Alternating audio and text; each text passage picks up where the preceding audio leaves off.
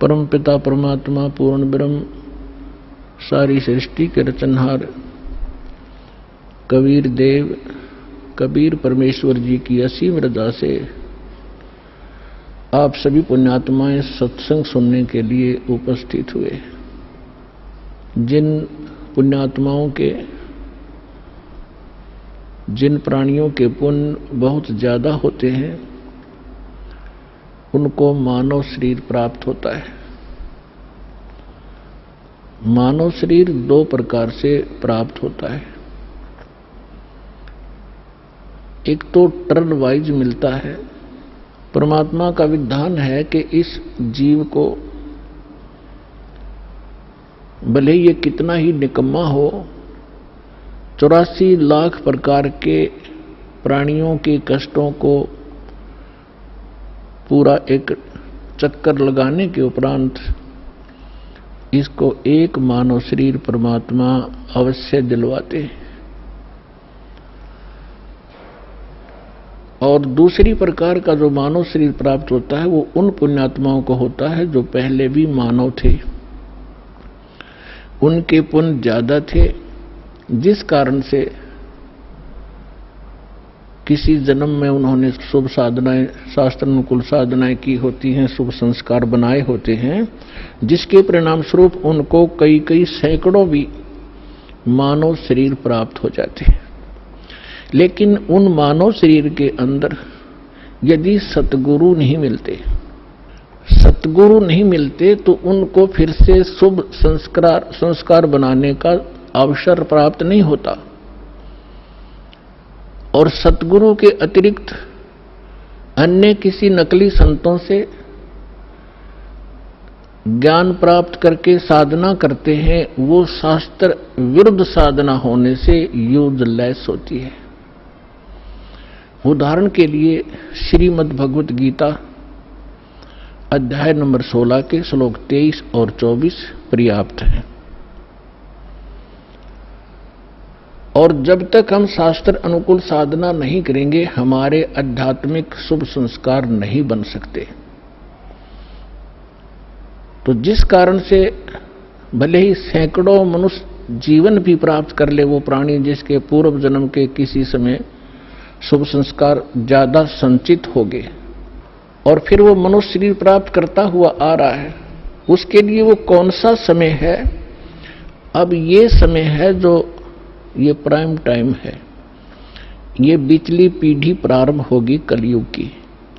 इसमें परमात्मा अपने बच्चों को अपने वचनानुसार अब सबको तत्व ज्ञान से परिचित कराएगा, सतनाम सारनाम सबको प्राप्त कराएगा। जो यहां से निकल जाएंगे सावधानी बरत कर सत साधना करके वो तो गए, सफल हुए। और जो नहीं निकल पाए और साधना कर रहे हैं किसी भी कारण से वो फाउल हो जाते हैं और पार नहीं हो पाते हैं, तो वो भी करोड़ों और काफी करोड़ों की संख्या में ऐसे हो जाते हैं। तो जो करोड़ों की संख्या में सत्साधना करते हुए और यहां रह जाएंगे,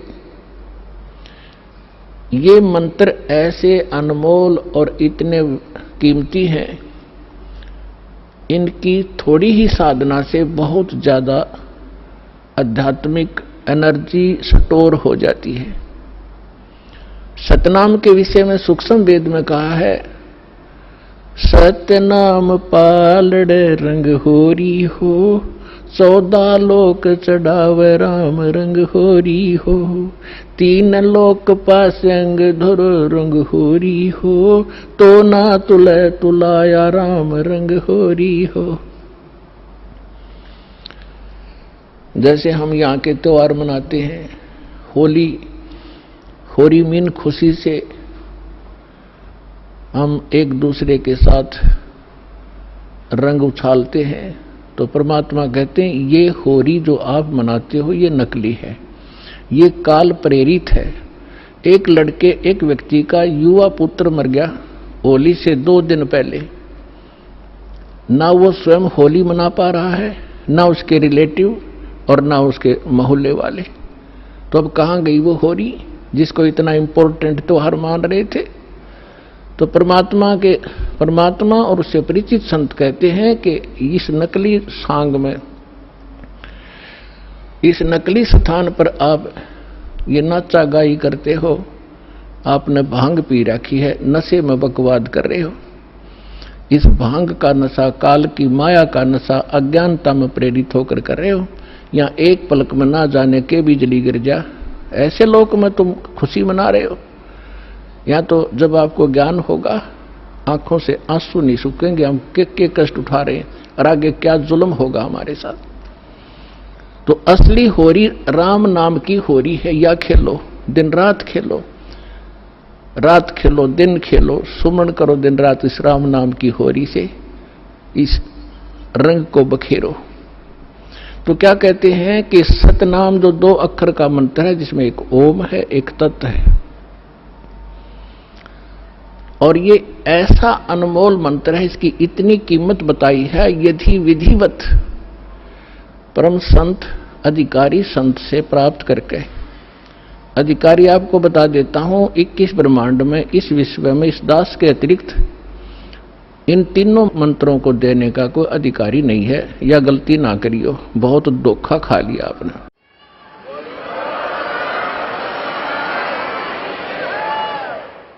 और कोई निकम्मी आत्मा इस दास से मंत्र प्राप्त करके स्वयं संत बनकर ये दान कर रहा है, वो महा अपराधी है भगवान का, और धोखेबाज है, वो डुप्लीकेट बना रहा है वो पासपोर्ट, जो आगे जाके आपको बहुत धोखा देगा। उसको काल का पक्का दूत समझना, उससे आप भी बचना, और जहां तक संभव हो जिसने उनको फंसा रखा है उन भाई बहनों को भी सतर्क करना प्यार से। तो क्या बताते हैं, इस सतनाम के 2 अक्षर के मंत्र का श्वास उश्वास से नाम जपना होता है। परमात्मा कहते हैं, श्वास उश्वास में नाम जपो, व्यर्था सांस मत खो, ना जाने इसी श्वास को आवन हो कि न हो। फिर क्या बताते हैं कि ये इतना एक श्वास का एक सतनाम एक भी आपने सुमन कर लिया विधिवत अधिकारी संत से, और बिल्कुल सावधानी से, यानी सिमरन जब करते हो सतनाम का, बाहर जो मंत्र छोड़ते हो उसके ऊपर उसकी अंदर से जो उच्चारण होता है, श्वास के द्वारा महसूस होता है मैं क्या बोल रहा हूं, और बाहर श्वास छोड़ते समय कौन से मंत्र का उच्चारण होता है, उसको अजप्पा जाप कहते हैं। बाहर छोड़ते हैं, उस मंत्र के उच्चारण पर आपकी सुरत और नृत लगी रहे, मन लगा रहे। अंदर जौन सा लेते हैं, जो 2 अक्षर में से एक अंदर लेते हैं, उसके ऊपर भी आपका ध्यान रहे। वैसे मतलब नहीं कि हाथ में माला फिरती रहे, सांस चलता रहे और सुमन होता रहे, ये नहीं चलेगा। सुरत नृत और पवन, सुरत नृत मन पवन, ये चारों पदार्थ एकत्रित करने होते हैं। जब श्वास, पवन माने श्वास से सुमन करते हैं, तो उसके ऊपर हमारा सुरत और नृत और मन और श्वास चल ही रहा है, ये पवन, इन चारों को एकत्रित रखना है। तो ऐसे एक सिमरन आपका पूरा हो गया। जल्दी नहीं करे इसमें, ये सहज मार्ग है। कई जल्दी के मारे मन फटाफट खींच दे मीटर सुमरन का, प्यार से करे चाहे थोड़े कर ले, उसकी कीमत होगी। और सिमरन करे ध्यान से, बगैर सुरत नृत लगाए कोई सिमरन हो रहा है, वो काम असफल नहीं होगा। तो ऐसे किया हुआ सतनाम का एक सिमरन की कितनी कीमत बताई है पुण्यात्माओं। जिस व्यक्ति ने कभी लाल सुना ना हो, हीरा देखा भी नहीं हो, उसकी कीमत का पता ना हो, सुना भी ना हो, और उसको कोई एक पत्थर दिखावे कि ये एक चमकीला पत्थर जो आपको नजर आ रहा है, ये करोड़ रुपए का है। अब सामने वाले ने कभी ये देखा नहीं, कभी उसका व्यवहार उससे पड़ा नहीं, तो वो मानने या ना मानने पर उसकी कीमत ज्यों की त्यों है। इसी प्रकार इस सिमरन की जो दास आपको दे रहा है, ये हीरे हैं। मोती मुक्ता दरसत नाही, ये जग है सब अंदरे, दिखत के तो नैन चश्म इनका फेरा मोतिया बंदरे। चारों युग में मेरे संत पुकारे और कूक कहा हम हेल रे, हीरे माणिक मोती बरसे ये जग चुगता ढेल रे।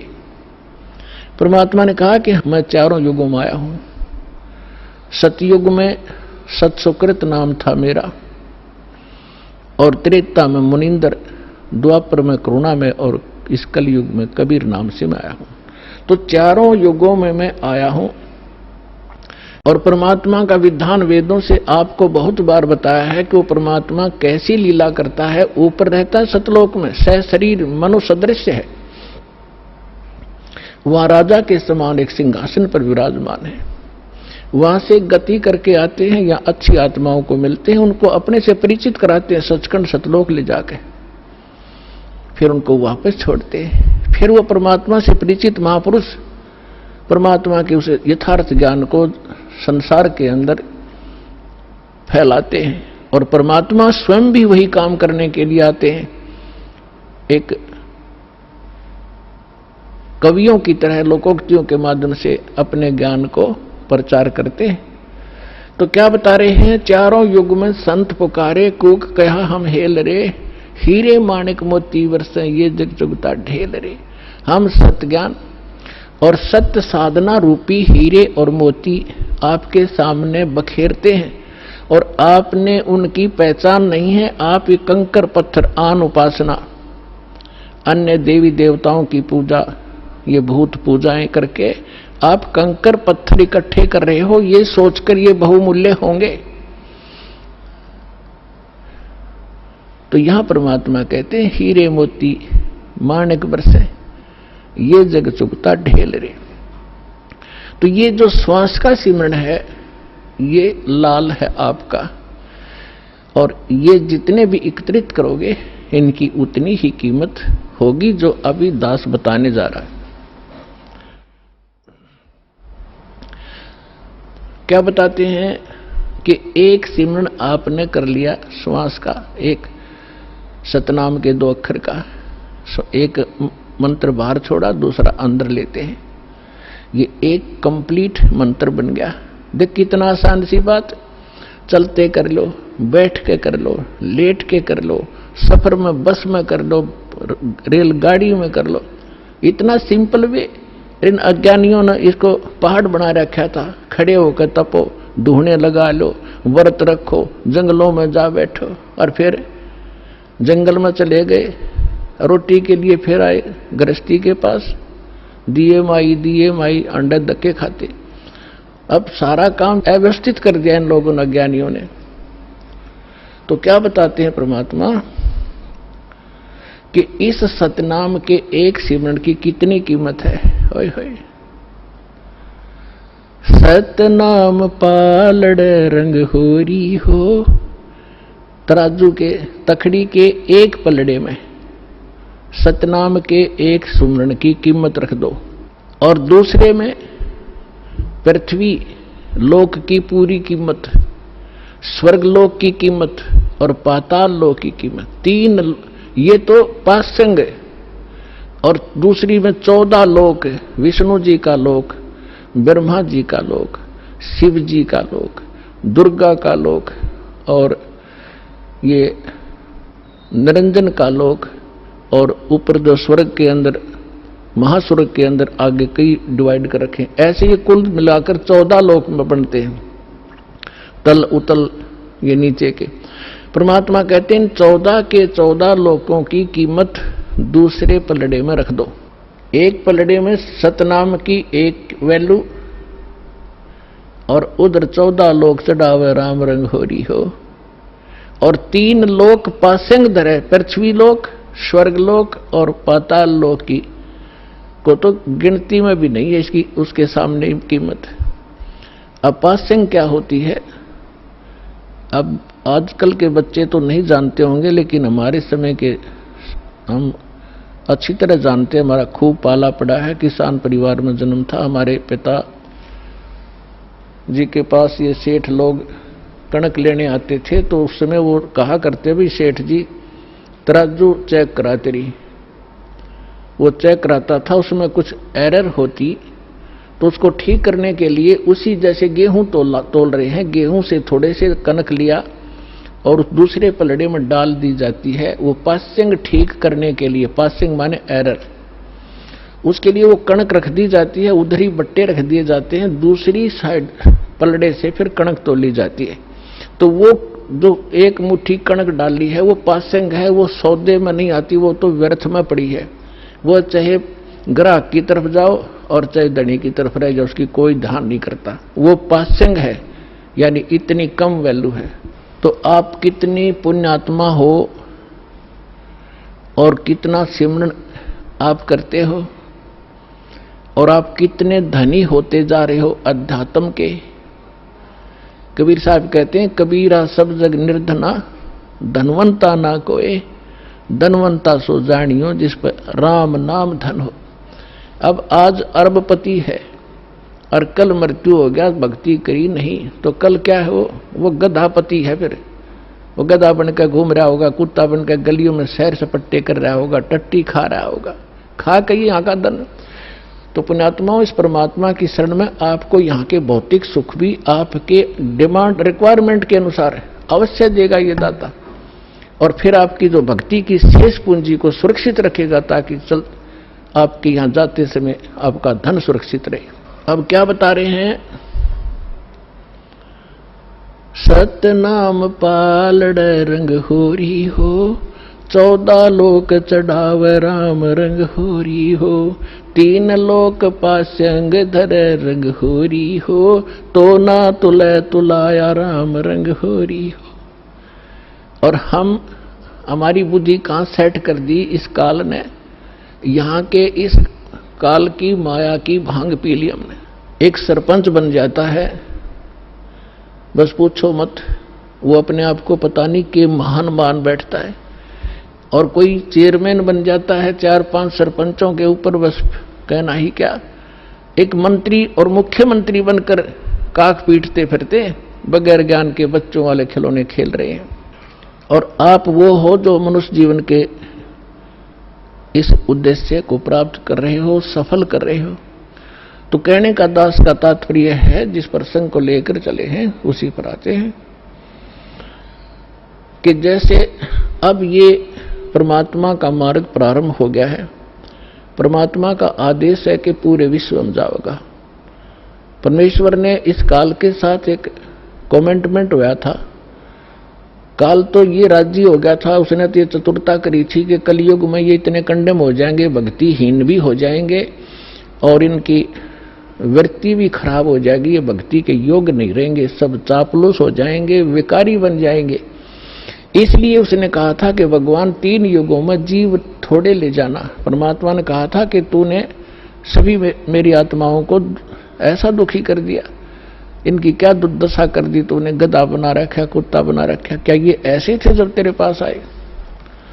तब इसने प्रार्थना करके, ये अलग स्टोरी है लेकिन हिंट देना पड़ेगा, फिर आगे चलेंगे। तो उसने प्रार्थना की थी, भगवान 3 युगों में जीव कम ले जाना। मालिक को भी पता था, क्योंकि हमारी शंका बहुत ज्यादा है, तुरंत उत्पन्न हो जाएंगी कि परमात्मा ने ऐसा क्यों वर दिया 3 युगों में जीव ना ले जाने का।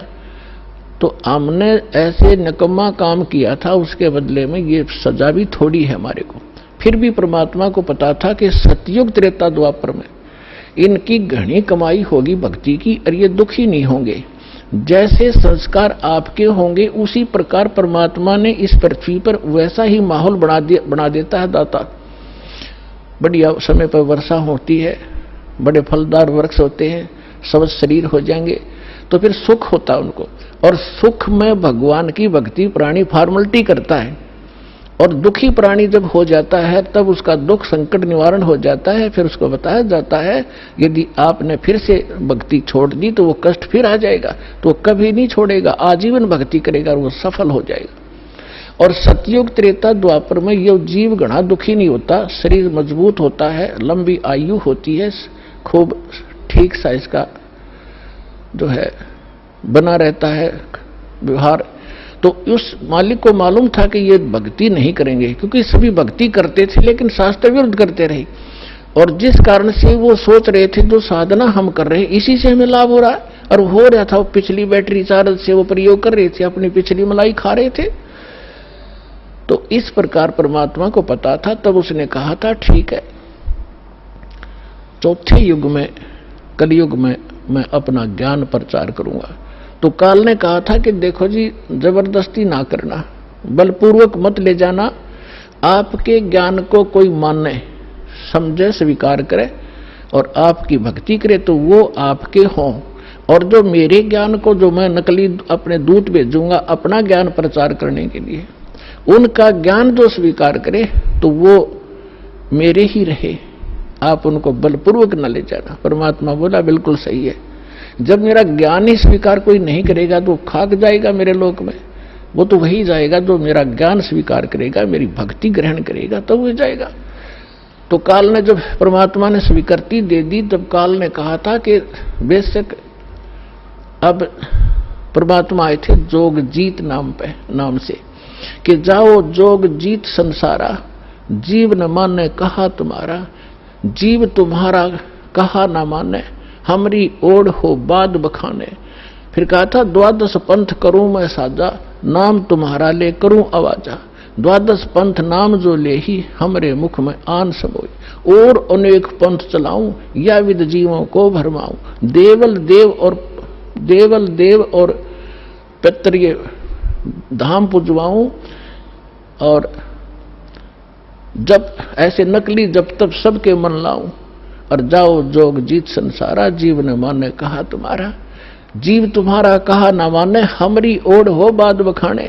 मेरे वकील बन के खड़े हो जाएंगे, तू रामकृष्ण को कैसे भगवान नहीं मानते हो, क्या कर रहे हो। तो परमात्मा ने कहा था कि अब मेरी भी सुन ले दो बात। चौथा युग जब कलयुग आई, तब हम अपना अंश पठाई, काल फंद छूटे डर लोई। जो जितने तू बकवास कर देगा, जितने तू भ्रमित करेगा, बंधन बनाएगा, काल फंद छूटे नर लोई, सकल सृष्टि परवानी खोई। ये परमात्मा का वचन है बच्चों, कोई डूम भाट के गीत नहीं है, समर्थ की वचन है। कि कहते हैं कलयुग बीते 5500 पाचा, तब ये वचन मेरा होगा साचा, और कलयुग बीत जावे जब एता, सकल सभी प्राणी और परम पुरुष पद चेता। परमात्मा ने कहा था कि जब चौथा युग कलयुग आएगा तब मैं अपना अंश भेजूंगा, और उस समय काल के सारे फंद, तेरे सारे दाव पेच, ये अज्ञान को काट दिया जाएगा, और सकल सृष्टि उपदेशी होगी, नाम लेवेगी। और फिर कहा था कि जब कलयुग 5505 बीत जाएगा तब मेरा ये वचन सत्य होगा, और उस समय पूरा विश्व उस परमात्मा के उस परम पद का जानकार होगा, उसको पता चले। अभी तो हम स्वर्ग और नरक, स्वर्ग और नरक, कोई व्यक्ति मर गया, नो के स्वर्गवासी हो गया, चाहे जाता हो नरक में, हमने एक कोड वर्ड बना रखा था। तो अभी तक हमने सतलोक और सचखंड का पता ही नहीं था, परमात्मा का परम पद कौन सा है और कहाँ रहता है, कैसा है, कैसे प्राप्त होता है। और ये नकली पंथ चले थे काल के, राधा स्वामी पंथ और कबीर पंथ, जो 12 पंथ हैं कबीर जी के नाम से चला रखे, सारे नकली और काल के प्रेरित हैं। इनमें ना सत्य ज्ञान है, ना सत्य साधना है। तो अंडरस्टूड है, जानना ज्ञान सत्य है, ना वहां नाम साधना सत्य है, तो क्या है वो तो खोखा है, नकली है, डुप्लीकेट सारे। तो अब परमात्मा ने कहा कि पूरा विश्व इस ज्ञान से परिचित होगा, पूरा विश्व नाम लेगा। अब प्रसंग चल रहा था कि 2 प्रकार से मानव शरीर प्राप्त होते हैं। एक तो टर्न वाइज होता है कि नरक स्वर्ग भोग के, उसके बाद फिर 84 लाख प्रकार के प्राणियों के शरीरों में कष्ट उठा के उसको एक मानव शरीर मिलता ही मिलता है। तो वो उस प्रकार का प्राणी शीघ्र भक्ति पर नहीं लगता।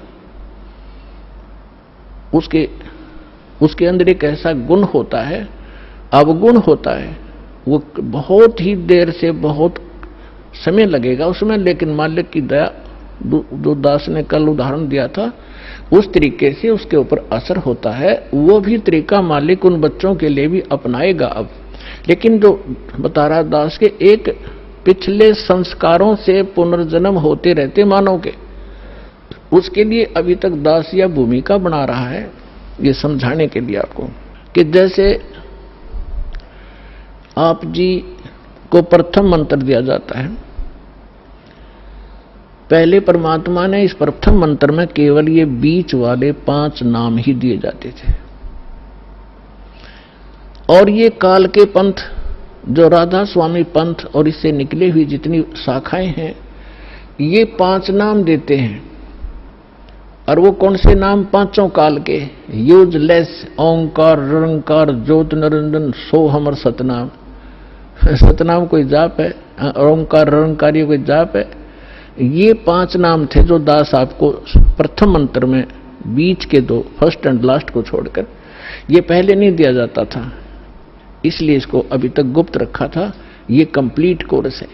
और वो बीच वाले जो मंत्र हैं वो आपको संसारिक सुविधा यहां की उपलब्ध कराएंगे, क्योंकि उनका टैक्स देंगे। ये पूजा नहीं, साधना है।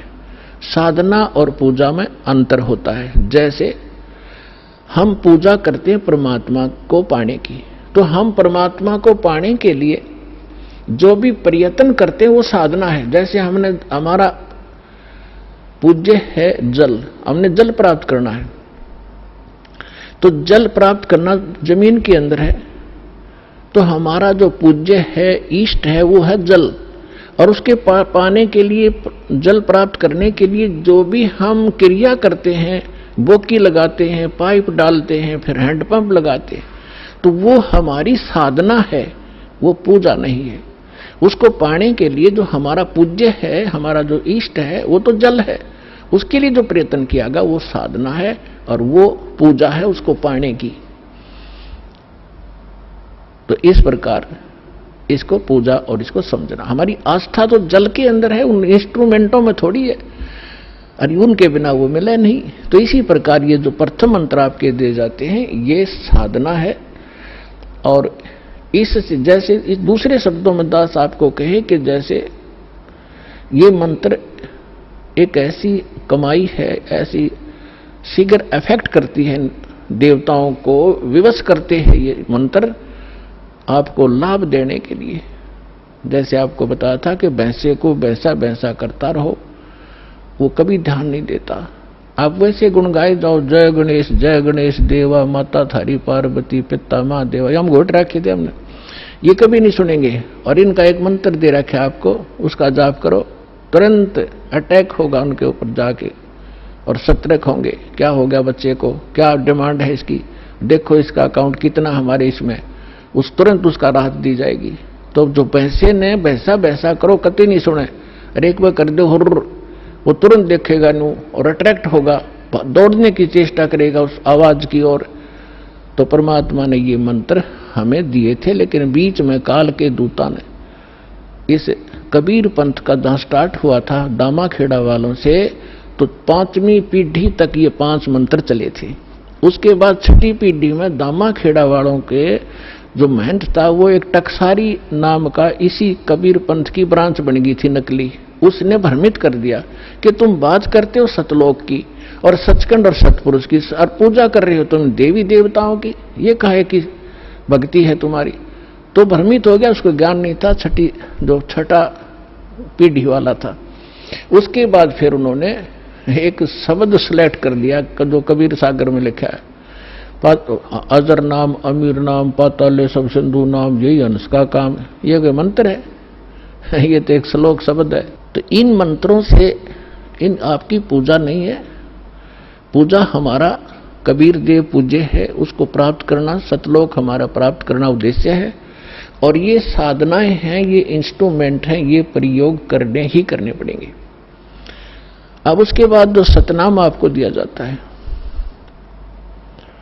सतनाम के अंदर एकाध सिरफिरा जो विशेषकर वो व्यक्ति भ्रमित होता है जिसके कर्म घड़े बिगड़ जाते हैं, जो 100, 200, 1000, 2000 व्यक्तियों को भ्रमित करके उनको अपने पीछे लगा कर गुरु बन बैठता है।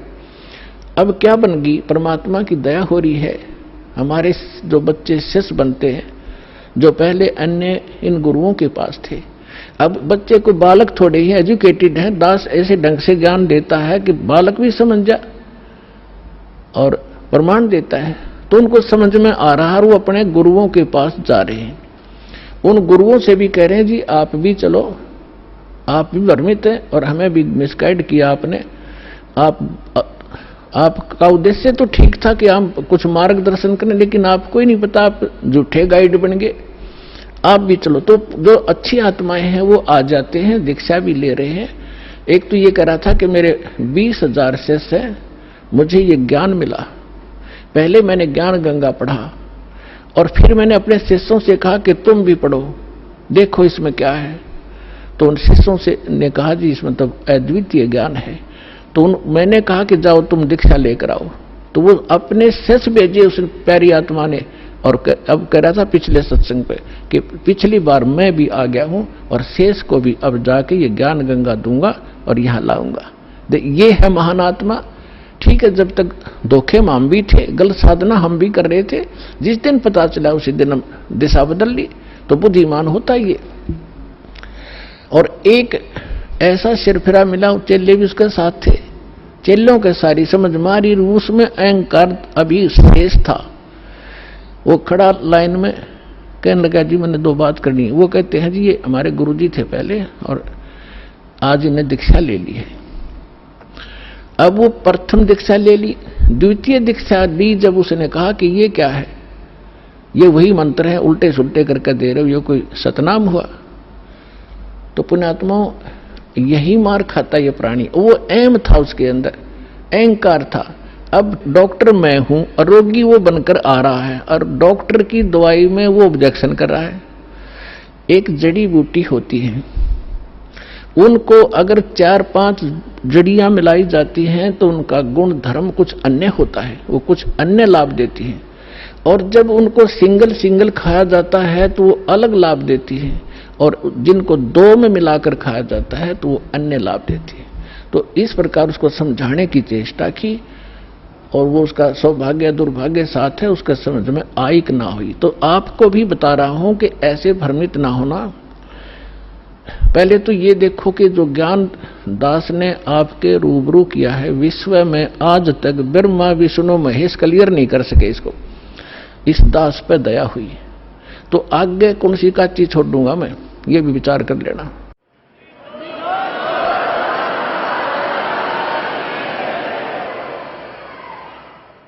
और फिर ये साथ साथ एक पॉइंट को क्लियर करने के लिए 6 उदाहरण देता हूं, ऐसे मजबूत जो हलाए नहीं हिल सकते।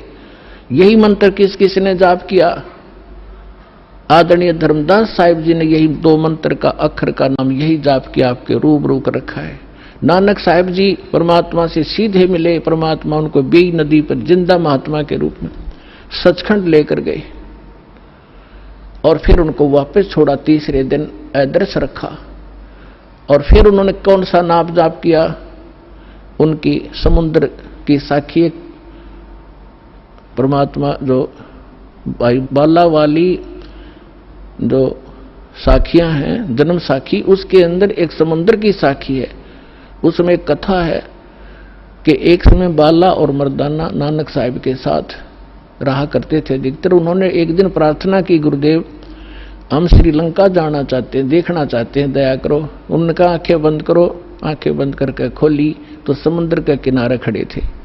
नानक साहिब जी ने कहा कि आओ मेरे साथ साथ समुद्र के ऊपर चलेंगे और वाहे गुरु बोलते रहना। तो ऐसे चल पड़े जैसे थल पर चलते हैं, आगे आगे नानक देव जी, पीछे वो दोनों बच्चे बाला और मर्दाना। तो नानक साहिब जी ने, वैसे तो सिमरन श्वास से करना होता है, उन्होंने जानबूझ के झटका देना था क्योंकि परमात्मा का सख्त आदेश था, धर्मदास मेरी लाख दुहाई। और ये मूल ज्ञान अभी कई बार जाई, ये सार नाम और सतनाम अभी किसी को देना नहीं तो नकली पंथों के हाथ लग जाएगा। और जब मेरा दास आवेगा वो कैसे भिन्नता बताएगा, ये सारी विचलित हो जाएगी कहानी। हमारा सारा जो है ना काम बिगड़ जाएगा और काल का फिर से दाव लग जाएगा। मेरे बच्चे मुझे पहचान नहीं सकेंगे। तो वो महापुरुष थे, जैसे वेद में लिखा है कि दृढ़ भक्त को मिलते हैं, वो आकर के अपना ज्ञान देते हैं। तो दृढ़ भक्त थे नानक साहब जैसे, उन्होंने कभी किसी सिख को ये नाम नहीं दिया सतनाम, बल्कि सख्त एक ऐसा झटका दे दिया कि सब घबरा गए कि इस मंत्र को छूना नहीं है। नानक साहब जी ने उच्चारण करके ये 2 अक्षर का मंत्र जाप करना शुरू कर दिया। मर्दाना ने सोचा कि गुरुजी तो सतनाम जाप कर रहे हैं 2 अक्षर का, जिसमें एक ओम है, एक तत् है, तो क्यों ना मैं भी जाप करूं। मर्दाना फिर वो 2 अक्षर का मंत्र जाप करने लगा, तो वो लगा डूबने। नानक साहब जी ने देखा, तब नानक जी ने कहा कि भाई तो वो ये जाप कर जो मैंने तेरे को बोला है, ये मंत्र मत कर। तो फिर वो वाहेगुरु कहने लगा, फिर ठीक हो गया। कहने का भाव ये है कि नानक जी तो वो 2 अक्षर का नाम जाप कर रहे थे और शिष्य को मना किया। क्यों किया? वो परमात्मा के प्यारे बच्चे थे,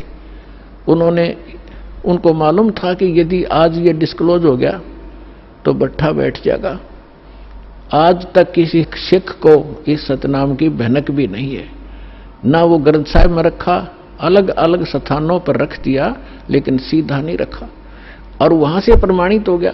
और इसके साथ साथ आदरणीय गरीबदास साहिब जी को परमात्मा मिले, गांव छुड़ानी, जिला जज्जर, हरियाणा में, खेतों में 10 वर्ष के थे, सचखंड लेकर गए और फिर बहुत काफी समय 8-10 घंटे ऊपर रखा परमात्मा के बच्चे को, फिर वापस छोड़ा।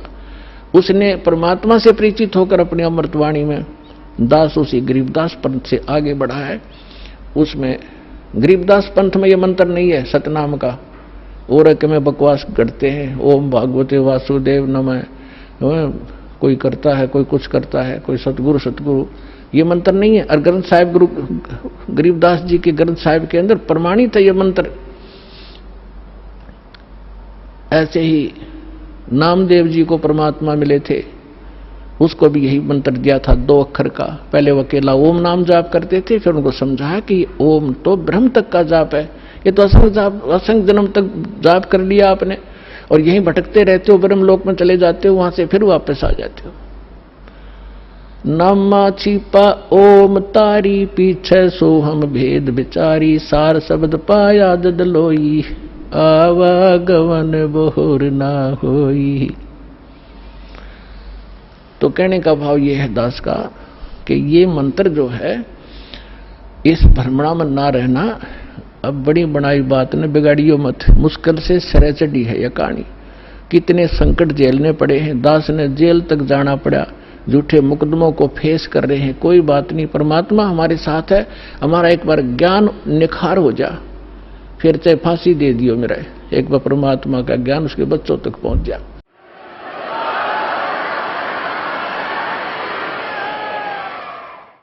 तो पुण्यात्माओं, परमार्थ के लिए संत आते हैं, और जो परमार्थ नहीं कर सकता वो खाक संत है। और संत किसे कहते हैं?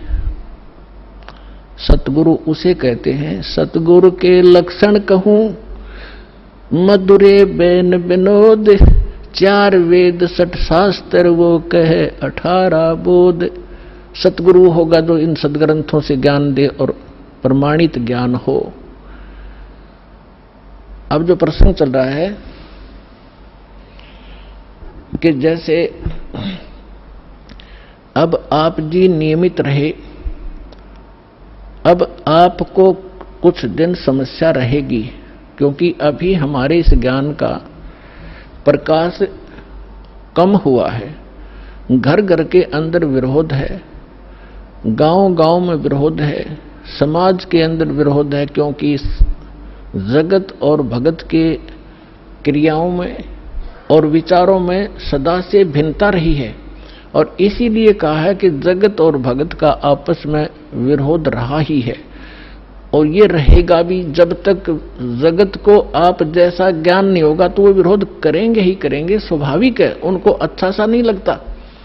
जैसे यहाँ पहली बार कोई व्यक्ति आता है और दूसरा आके प्रणाम करता है, वो खड़ा खड़ा देखता रहता है, ये क्या कर रहे हैं यहाँ पर, उसको अच्छा सा नहीं लगता, क्योंकि वो तो अहंकार में कोई छोटी मोटी पोस्ट हो तो उसने तो भारी बात हो जाती है, कैसे लंबा लेटूं।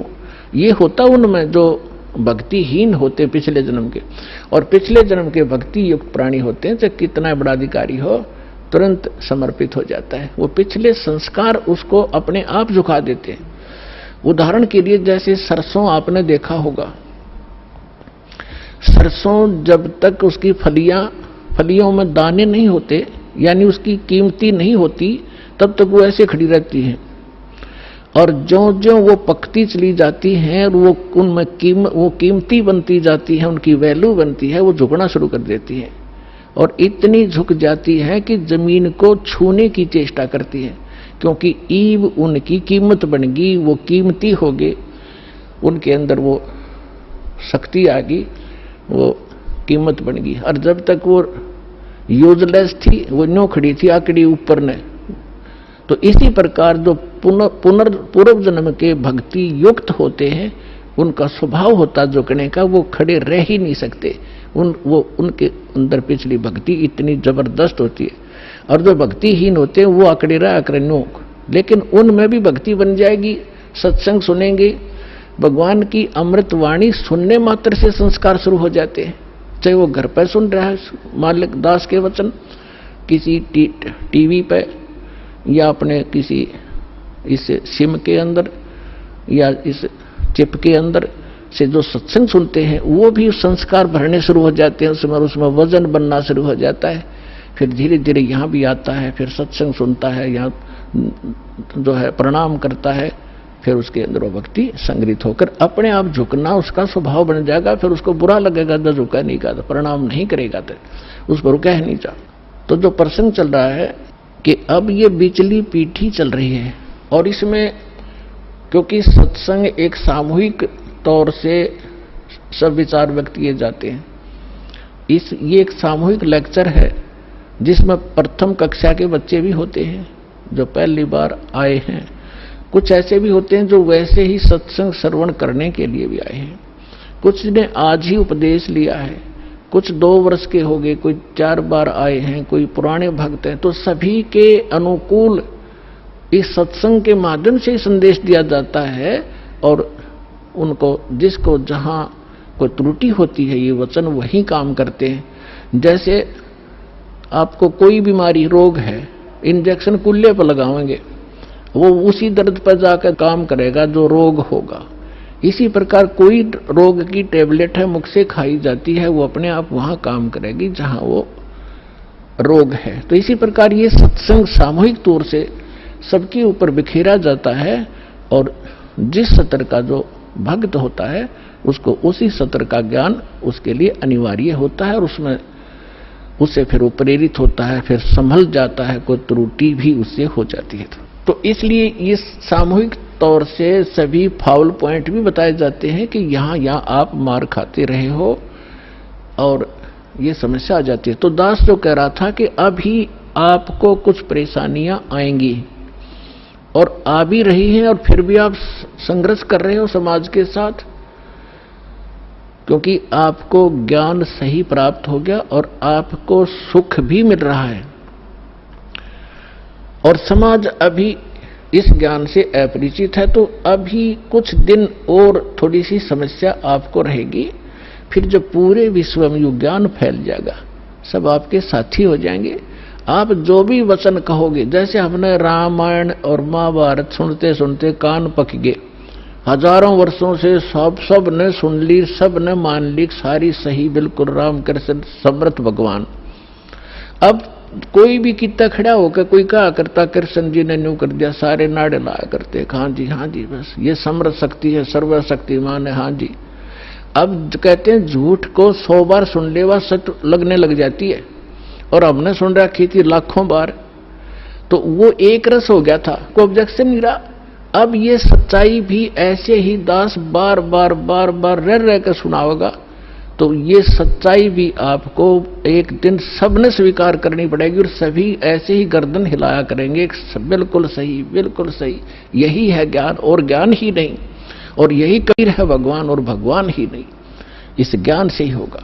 तो इस प्रकार अभी आपको प्रॉब्लम रहेगी और संघर्ष करो। ये तो आजादी की सी लड़ाई समझ लेना, लेकिन हमारी लड़ाई हथियारों की नहीं, ज्ञान के शस्त्र से हमने लड़ना है। कबीर साहब का ज्ञान ऐसा है, कहते हैं और ज्ञान सब ज्ञानड़ी, कबीर ज्ञान सो ज्ञान, और जैसे घोड़ा तोब का करता चला मैदान तो कर दिया। शंकराचार्य हमने निमंत्रण उनको दे लिया, कहा जाओ जी चर्चा करो, कुछ हमारी त्रुटि हमें बताओ, आपकी हम बतावांगे, उसको एक समाज को एक दिशा दे दें। लेकिन कुछ भी रहा हो, चाहे वो अपने आप को गण्याडी मान रहे होंगे, अके जावा रामपाल का तो कोई अस्तित्व नहीं है, लेकिन फिर भी गरीब के पास भी आ जाना चाहिए बड़े आदमियों ने, जो आमंत्रित करता है। दूसरी बात यह है कि उनके पास कख नहीं, उनको सारा पता लग चुका है, क्योंकि पुण्यात्माओं आज इतना सेंसिटिव मीडिया है, एक वचन भी दास ने इस पूरे सत्संग में गलत बोल दिया होता, ये बवंडर बना देते। और आज मैं सीधा छाती में मार रहा हूं इनके सच्चाई को, और कोई चसक नहीं रहा, इतना वजन है सच्चाई के अंदर। तो वो यहां नहीं आए, दुर्भाग्य था हमारा, बहुत इंतजार की उनकी, लेकिन परमात्मा ने दया करी, इस साधना चैनल वाले पर न्यारी रजा कर दी दाता ने। इसने अपनी टीम भेज के और सबसे उनके इंटरव्यू ले लिए, खुश होकर दे दिए, धोती सी मन्नत धो दी उनकी, यहां पर दिखा दिया किसे शंकराचार्य है और किसे आचार्य है।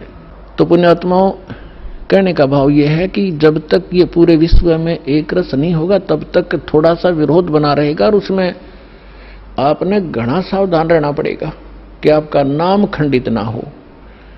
वैल्यू है, कहते हैं परमात्मा कहते हैं, जैसे माता गर्भ को रखे यतन बनाए, और ठेस लगे तो छन हो तेरी, ऐसे भक्ति जाए। अब भक्ति का मिलना यह बड़ी कठिन, और मिलने के बाद फिर वो उसको सुरक्षित रखना, वो एक बहुत बड़ी बात है।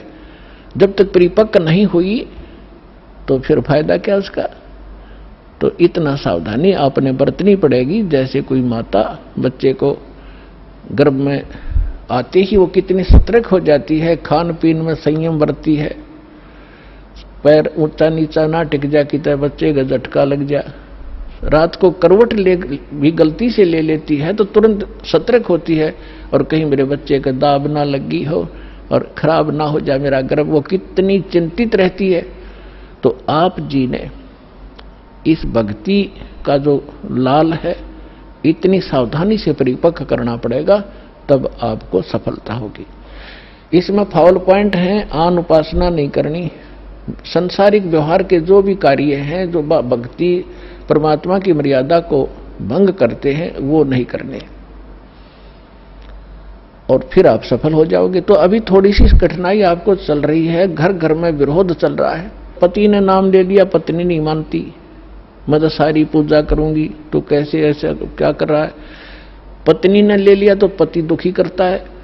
तो धीरे धीरे ज्ञान से क्या होगा, ये ज्ञान ऐसा है कि आप घर पर चलाओगे और बच्चों पर भी असर करेगा, ना सुनेंगे तो भी कक्ष में सोए हुए व्यक्तियों पर भी ये वाणी असर करेगी, जैसे गारुड़ का मंत्र अचेत हुए उस सर्प के डसे हुए व्यक्ति पर, जो सुन भी नहीं रहा समझ भी नहीं रहा, और उसके ऊपर भी वो मंत्र बोल बोल कर उसके विष को उतार कर सचेत कर देता है। और ये तो परमात्मा की वाणी सब सिद्ध है, ये तो अपने पशु पक्षियों के ऊपर भी ये वाणी जा रही है, उनको भी उनके भी पाप डाउन हो रहे हैं।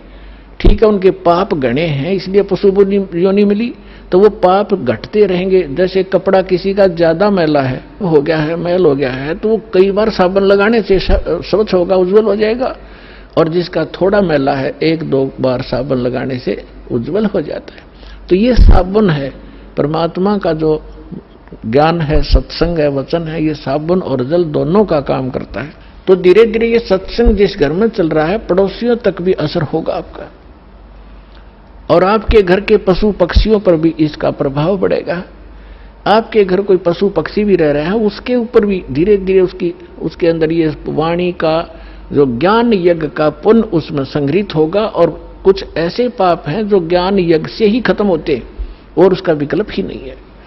जैसे कपड़े को पहले थोड़ा मैला है तो जल से धो दिया, साफ हो गया, ज्यादा मैला है तो और भी मैल रहा तो साबुन लगाना पड़ा, और फिर भी कोई दाग दबा रह जाता है तो ड्राई क्लीन से साफ हो जाता है। तो इसी प्रकार ये सभी क्रियाएं हमें अपने अंतःकरण, अपने जीव के ऊपर, आत्मा के ऊपर जो मैल जमा हो गए, उन सभी पापों का नाश करने के लिए ये सारे ही साधन अपनाने पड़ेंगे, मंत्र के जाप भी करने पड़ेंगे, पांचों यज्ञ भी आपने करनी पड़ेंगी, और तब जाकर के आपकी भक्ति सफल होगी। तो इसमें फाउल पॉइंट दास आपको बता रहा है कि ये भ्रमित ना होना। ऐसे कोई व्यक्ति आपके साथ डिस्कस भी करे तो उसको समझाना कि देखो, पहले तो जब हम डॉक्टर के पास जाते हैं तो डॉक्टर की औषधि में हम स्वयं ही विवेचन करते हैं, तो फिर उस डॉक्टर के पास जाने की आवश्यकता ही नहीं कि इसने दवाई ठीक नहीं दी तो कोई और देखो, वहां से लो। तो इसी प्रकार सबसे पहले तो ये देखो, ये ज्ञान आज तक ना किसी ने सुना और ना सुनाया, किसी के पास था ही नहीं। और जिन महापुरुषों के पास था उनको प्रतिबंध कर दिया था, मालिक ने प्रतिज्ञा करा दी थी कि अभी इसको डिस्क्लोज ना करना। तो महापुरुष थे, वो अपनी अमृतवाणी में बोल के सारा कुछ लिख के एफिडेविट बना के कबीर इज गॉड, ये वो फाइनल कर गए थे वो महापुरुष, जिनके दास बार बार उनके शुभ नाम आपको सुनाता है। और फिर हमारे सदग्रंथ उसी का प्रमाणित करते हैं कि कबीर इज गॉड। तो फिर ये क्लियर हो गया कि आज तक कोई हमें यही निर्णय नहीं करके बताया कि भगवान कौन है और कैसा है।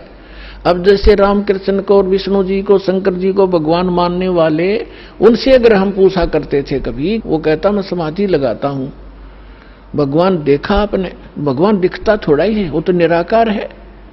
अरे ये विष्णु ब्रह्मा जी की मूर्ति रख रखी, ये क्या फिर? तो हमारा निराधार ज्ञान था, बेसलेस था, हम डामाडोल थे, स्थिर नहीं थे।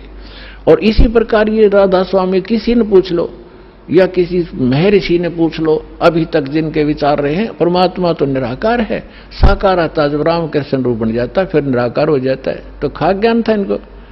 वेद बताते हैं कि वो परमात्मा सशरीर है, मनुष्य दृश्य है, ऊपर सिंहासन पर विराजमान है और उसके सिर पर मुकुट है। ये तो वेद बताते हैं, राजा की तरह बैठा। और यही वो संत बताते हैं जिनको भगवान ने जिन आंखों देखा वहां पर। तो फिर इसमें कोई डाउट नहीं रहा कि हु इज गॉड और कैसा है वो भगवान। तो ये सारे कंसेप्ट क्लियर इस दास ने करे, आज तक किसी ने नहीं किए। तो इसी प्रकार इस साधना पर भी विश्वास करना, किसी से डगमग ना होना, क्योंकि काल ने अपने एजेंट छोड़ रखे हैं, वो अपने कर्म बिगाड़े हैं। तो वो भी भगवान के बच्चे पर भ्रमित है, उस काल से प्रेरित है। उनका दुर्भाग्य है कि वो अशुभ काम पर लगे हैं। तो दास की उन सभी संतों से भी प्रार्थना है कि वो भी भगवान के बच्चे हैं और परमात्मा के बच्चों को मिसगाइड करके वो भगवान के दोषी हो रहे हैं। सबसे बड़ा अपराधी इस पृथ्वी पर यदि कोई प्राणी है जो गलत ज्ञान प्रचार करता है, वो भगवान का सबसे बड़ा अपराधी है। और आज देख लो, आज तक इस दास के अतिरिक्त या पहले महापुरुष रहे, उन्होंने जो ज्ञान दिया वो अपने सत्र का दे ही गए, उन्होंने आगे नहीं ये मंत्र वगैरह डिक्लेयर किए, वो बात अलग है। लेकिन वर्तमान में इस दास के अतिरिक्त सभी मिसगाइड किए बैठे ये संत, मंडलेश्वर, आचार्य और शंकराचार्य। तो ये अपराधी हैं उस परमात्मा के। इनको चाहिए अपना भी कल्याण करावें और सच्चाई से अपने अनुयायियों को भी परिचित होने दें, इनका भी कल्याण हो जाएगा। समय आ गया, ये तो होगा ही होगा। ये कह देंगे तो इनका जो है बड़ी शाबाशी होगी, इनकी इज्जत रह जाएगी। और नहीं तो चलिए तो यहाँ आवेंगे, फिर ये अकेले बैठे रहेंगे वहां पर, रोए जाइए अपने कर्माने। आज कौन ऐसा मूर्ख है जो अपने जीवन को नाश करेगा जब पता लग जाए? तो फिर दूसरी समस्या ये आती है कि गुरु नहीं बदलना चाहिए। कोई बात हुई या एक डॉक्टर से इलाज नहीं होता तो 100 बदलने चाहिए अपनी जान बचाने के लिए। और कबीर साहब कहते हैं, जब लग गुरु मिले नहीं साचा, तब लग गुरु करो 10 पांचा। और झूठे गुरु के पक्ष को तज ना लावे वार, और द्वार ना पावे शब्द का वो भटके वार का वार। और इतना शीघ्र बदल देना चाहिए गुरु को। कबीर साहब कहते हैं कि डूबे थे पर उबरे, गुरु के ज्ञान चमक, और बेहरा देखा जरजरा, उत्तर चले फड़क। पहले बेड़े होया करते थे, फ्लोटिंग लकड़ियों का एक बेड़ा बना लिया। अभी तो नौका तो बहुत बाद में चली है। पहले बेड़ा होया करता था, उसके ऊपर बैठकर दरिया को पार करके अपना कोई काम करने जाते थे, उन बेड़े के ऊपर बैठ के जाया करते। तो वो बेड़े कई बार गल जाते थे, कंडम हो जाते थे। तो जब परमात्मा कहते हैं कि जिस साधना को आप कर रहे हो, जो गुरु की, जिस गुरु के जहाज में आप बैठे हो, उसका जब आपको उसके सामने दूसरा जो बिल्कुल ओके बेड़ा आ गया, नौका समझ लो आप, बेड़ा तो नहीं समझ में होगा।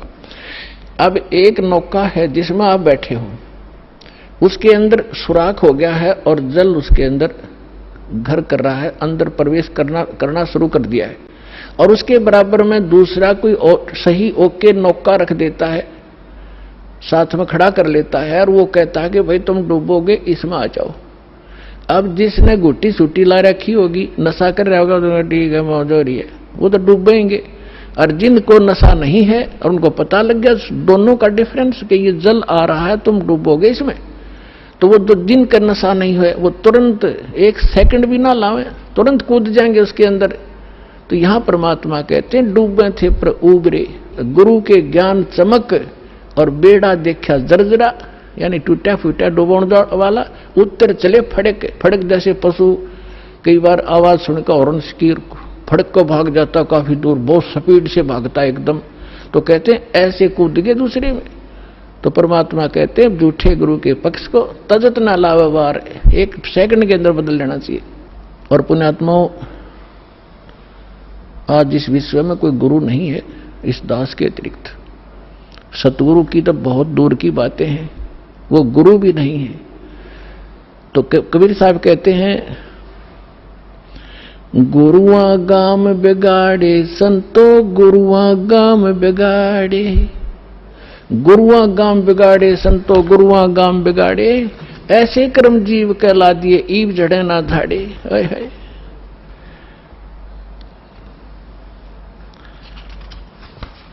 अब परमात्मा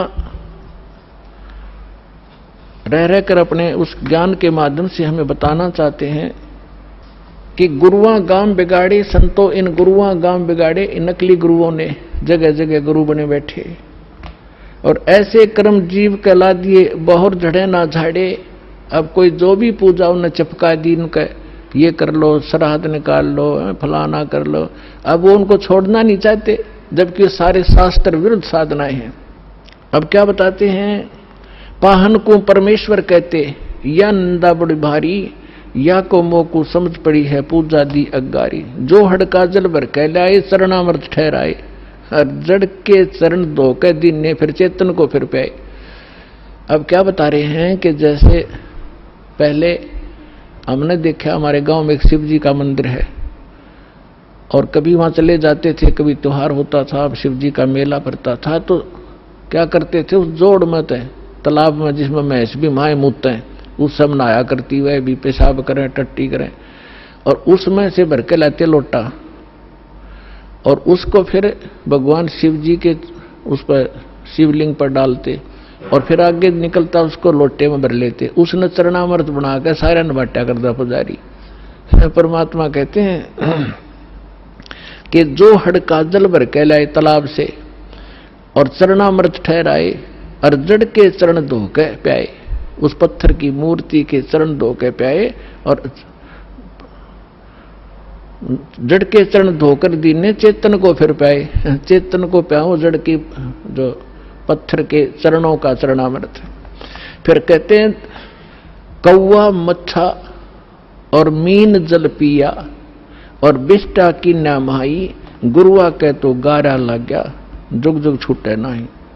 भरम विभूषण शब्द हमारा, कोई गावे कोई रोवे, और पांडे को तो परख नहीं, ये किचड़ी मुंह में धोवे। कहते हमारा जो ज्ञान है ये सब भ्रम का निवारण करने वाला है, इसको सुनो। और पांडे जो यानी जो आपके गुरुजी आपको दीक्षा साधना बता रहे हैं, ये तो ऐसा है जैसे कीचड़ से कपड़ा धो रहे हो तुम, दूनी गारा लगेगी, वो साफ नहीं हो सकता जो साधना आप करें। भैरो भूत मसाणी पूजें और दुर्गा देवी ध्यावें, उत्ती के तो तब ही बाजें जो बकरे आण कटावें। भेड़ पूछ को पंडित पकड़, ये बादो नदी बिहंगा, गरीबदास वो भवजल डूबे नहीं साध सत्संगा, कि जिनको संतों का संग नहीं मिला, सत्संग नहीं मिला, वो भवजल के अंदर ही डूब जाते हैं। भेड़ पूछ को पंडित पकड़े, ये आपके गुरुजी कहते हैं आपको दरिया पार कराने के लिए ऐसा साधन दे रखा है जैसे कोई ये कह दे कि भेड़ की पूछ पकड़ा दे और कहते इसको लेकर दरिया में बढ़ जा, ये पार कर देगी तुझे। तो वो साधन दरिया को पार करने का नहीं है, ये तो आपको अंडरस्टूड है।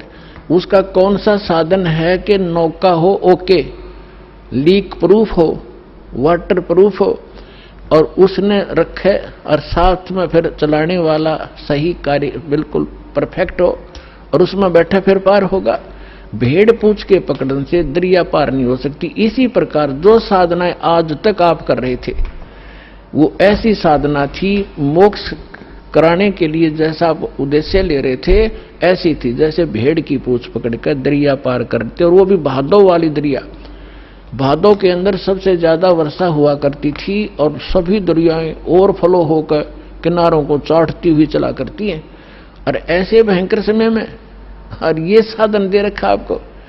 तो यहां कहते हैं भेड़ पूछ को पंडित पकड़े भादो नदी विहंगा, और गरीबदास व भवजल डूबे जिन नहीं साध सत्संगा। जिनको संत सतगुरु नहीं मिले वो यहीं डूब जाएंगे। कबीर साहब कहते हैं कबीर इस संसार को समझाऊं के बार, और ये पूछ पकड़ के भेड़ की ये उतरा चाहे पार। अब थोड़ी सी इन नकली गुरुओं की हिंदी करता हूं, उसके बाद आगे आज की कथा सुनाएंगे। अब परमात्मा क्या कहा करते, गरीबदास साहिब को भगवान मिले, सचखंड ले गए, फिर वापस छोड़ा। और परमात्मा ने पहले कहा था कि 12वां पंथ जब गरीबदास 12वें पंथ का जो संचालक होगा, प्रवर्तक, उसके माध्यम से मेरी वाणी पुनः प्रकट होगी, मेरा ज्ञान दूंगा। और बीच में जैसे 600 वर्ष पहले कबीर साहब जी ने धर्मदास जी को जो ज्ञान दिया था वो कबीर सागर में लिपिबद्ध हुआ। तो परमात्मा ने पता था कि बीच में काल के दूत इसमें कोई ना कोई गड़बड़ करेंगे।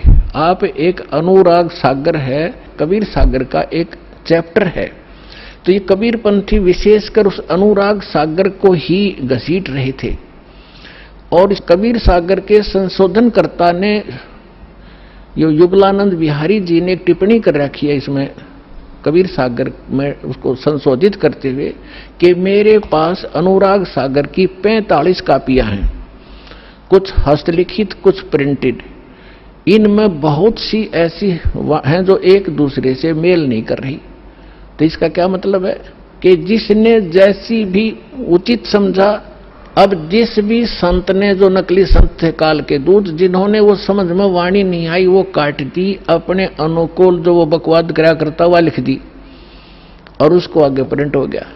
तो उसको कंप्लीट करने के लिए, सुचारू करने के लिए परमात्मा ने कहा था कि संवत 1774 होई ता दिन प्रेम प्रगटे जगलोई, और उसके माध्यम से मेरी पुनः वाणी प्रगट होगी। तो वो गरीबदास जी ने वह कसर, परमात्मा ने गरीबदास जी को सच ऊपर ले गए, फिर वापस छोड़ा, उसमें वो फीड कर दिया।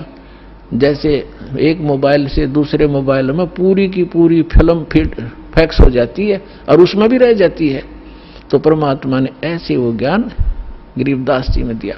तो गरीबदास जी ने फिर इन नकली संतों के बारे में क्या बताया है, कंठी माला सुमरनी ये सभी सिलसिला मेटे, कन फूका गुरुआ मिले है जो जम मारी फेटे।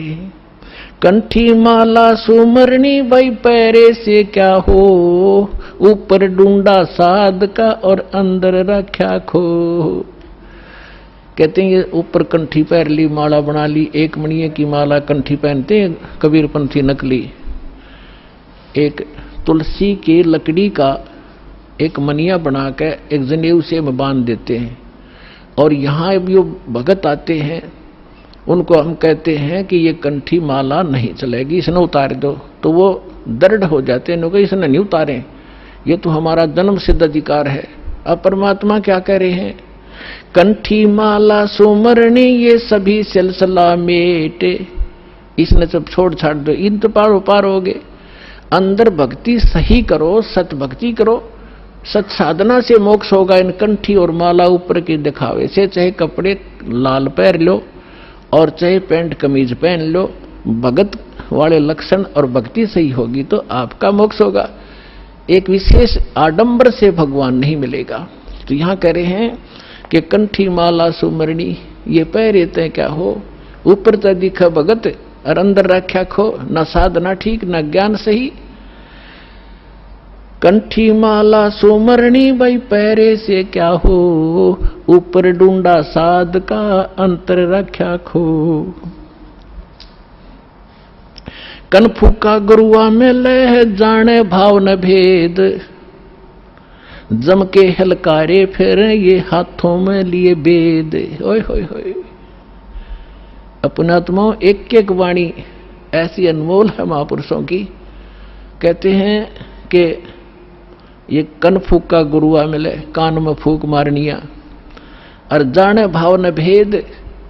और कहते हैं ये काल के हलकारे घूम रहे नकली संत जो वेदों के ज्ञाता माने जाते थे, न कख भी नहीं पता वेदों का।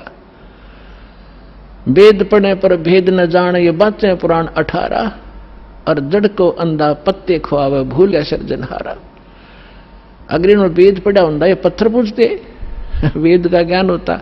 तो कहते हैं ये वेदों, ये काल के दूत फिर रहे हैं, वेद को हाथ में लिए लिए। आपने एक नकली महर्षि दयानंद की सारा इतिहास आपके रूबरू कर दिया दास ने, और यो कितना शिखर में चढ़ा रखा था, सिरपद रखा था एक आदमी ने। ऐसा महर्षि नहीं, इस जैसा वेदों का ज्ञाता नहीं। तो ऐसे कहते हैं ये काल के दूत थे, वेदों का नाम ले ज्ञान सारा उल्टा ठोक रखा। तो यहां उसी को प्रमाणित कर रहे हैं कि जम के हिलकारे फिरे ये हाथों में लिए वेद।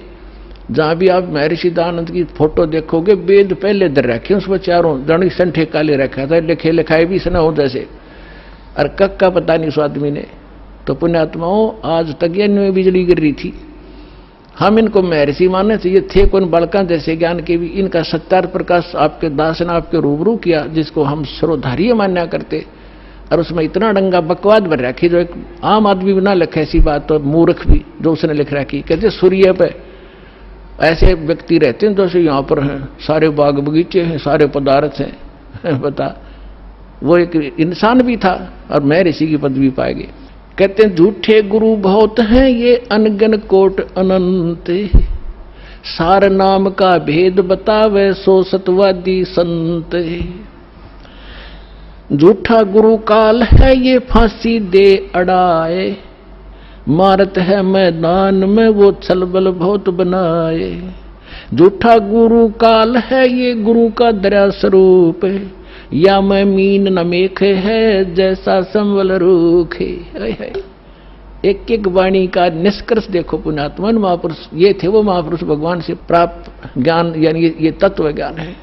कहते हैं झूठा गुरु काल है और गुरु का दया स्वरूप, और या मैं मीन न मेख है जैसे संभल रूख।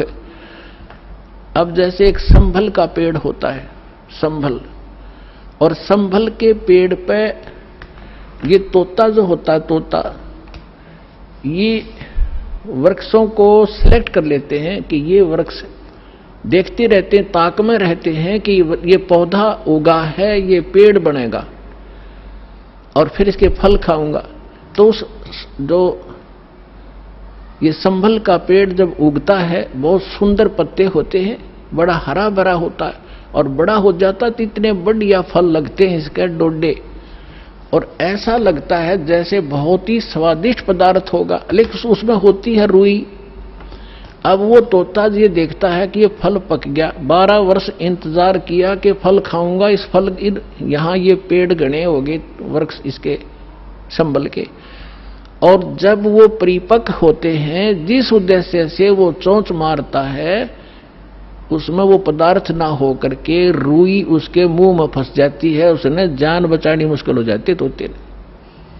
तो यहां परमात्मा कहते तुम जिनको गुरु मान रहे हो, उन पर आश्रित हुए बैठे हो, लास्ट में आपने ऐसे पश्चाताप करना पड़ेगा जैसे उस तोते ने उस संभल के वृक्ष को एक अच्छा फलदार, स्वादिष्ट फलदार वृक्ष मान के उस पर आश्रित था, फिर सिर पटक कर रो रहा था। झूठा गुरु काल है ये गुरु का धरा स्वरूप, या मैं मीनन मेख है जैसे संबल रूख। फिर क्या बताते हैं, कान चिराए क्या हुआ ये कर कंकन मन पाल, मुद्रा पैरें क्या हुआ सिर फोड़ेगा काले। कहते हैं कान चिरानते, कान में मुद्रा पहनते और 36 आडंबर करने से परमात्मा नहीं मिलेगा, और यम के दूत लठ मारेंगे तुम्हें तुम्हारे गिर के। कहते चुंडित मुंडित पकड़ लिए इनसे जम किंकर ना डरता। ये चुंडित कति जटा बड़ा बड़ा को बड़ी बड़ी राखों ऋषि दिखाई दे, और कति घोटम घोट करा रखा साधुपना दिखाने के लिए। कहते इन यम के दूत ना डरते इन बकवादों से, वो तो सत मंत्र जो सच्चा नाम जिसके पास होगा उससे भयभीत होते हैं। फिर क्या बताते, मौन रहा तो क्या हुआ ये बोले से नो भेवे, मौनी वक्ता एक है ना पर से दल देवे। अब जैसे एक नकली था, आडंबर करे बिना इनका काम चला नहीं, दुनिया आकर्षित नहीं हो। एक ने कहा कि मौन धारण कर रखा उसने। एक कबीरपंथी घीसापंथी संत था, और दास को पहले नाम देने का आदेश नहीं था जब तक 1988 से 1994 तक। तो दास इनको संत मान के इनसे परमात्मा ने इनकी तलाशी दिवानी थी मेरे थे, उससे मिलता था, चर्चा होती थी। एक दिन मैं गया तो क्या पता चला कि महाराज जी तो मौन व्रत रखा है 41 दिन का। मैं चलो भाई ठीक है, मैं बैठ गया तो वो निकला गुफा से बाहर। तो उसने क्या किया, एक स्लेट ले रखी जो बच्चों की होती थी पहले, स्लेट पत्थर की, और एक चौक ले रखा, उस पर लिखा कि भगत जी को चाय पिलाओ। स्लेट पे लिख दिया, तो वो चाय ले आए। फिर लिखा कब आए, वो बोला जी अभी आया हूं। अच्छा, अब उस स्लेट पे लिखे और फिर उनको पानी पिलाओ। अब यहाँ वो परमात्मा कहते हैं कि मौन रहा तो क्या हुआ जो बोले सैनो भेव, इशारों से बात कर रहा, मन तो डिस्टर्ब हो लिया। बताओ उस मौन रहने से क्या लाभ हुआ तुझे। और मौनी वक्ता एक है ना पर सैदल देव, परमात्मा के पाने के लिए ये आडंबर केवल बकवाद मात्र है आपकी, इनसे ये भगवान नहीं मिले। और ये भोली आत्मा इन्हीं से प्रसन्न होते हैं, बाबा जी भाई 41 दिन में। और फिर 41वें दिन उसने वो व्रत खोलना था, समागम हो गया, हजारों आदमी इकट्ठे हो गए, लाखों रुपये उसने मिल गए, हो गया उसका काम पूरा। अब वो भी पार और चेले भी पार, दोनों गधे बनेंगे इकट्ठे। कहते सन्यासी 10 नाम है ये शिव का धर है ध्यान, शिव के ऊपर और है ताको कर प्रणाम। ये सन्यासी 10 नामी सन्यासी कहलाते हैं, भगवान शिव को इष्ट मानते। कहते हैं शिव के ऊपर और परम शक्ति है, उसका ध्यान धरो जब तुम्हारा कल्याण होगा। भेखों से भगवान का दूर महल दरबारे, पाखंडी पहुंचे नहीं दे सतगुरु पार उतारे। इन भेखों से बनावटी आडंबरों से परमात्मा का घर बहुत दूर है, और पाखंडी वहां ना जा सकता ना ले जा सकता। सतगुरु दे पार उतार, सतगुरु आपको पार उतारेगा। डंब करें डूंगर चढ़े अंतर झिन्नी झूले, जग जाने बंदगी करें ये बोवे सुलभ भूले। आप देखते होंगे, हमने खूब देख रखा बिटर एक्सपीरियंस है दास का। क्या देखा करते, एक समय ये दास अपनी ड्यूटी पर जा रहा था। दास हरियाणा सिंचाई विभाग के अंदर जूनियर इंजीनियर की पोस्ट पर था, मोटरसाइकिल पे जा रहा था अपनी ड्यूटी पे। तो रास्ते में काफी व्यक्ति इकट्ठे थे। एक ऊंचा सा स्थान था गांव में बाहर, और उस जंगल था वहां पर। वहां क्या देखा, एक बाबा जी बैठा, और दूर से दिखे 10-20 भगत बैठे। मैं भी चला गया उधर जाकर देखने के लिए। जब तक ये दास को ये ज्ञान नहीं था, साधु संत की ऐसे अट्रैक्शन होती थी। तो वहां बैठे काफी लोग बैठे, दूना ला रखा, इन्होंने सुल्फे पीवे, भर भर चलम वो भी पीवे, और जहां 10 रुपये चढ़ा दें। और तो अब वो ऊंचे पे न्यू बैठे सब न दिखूं ताकि मेरे पुजारी आ जाए।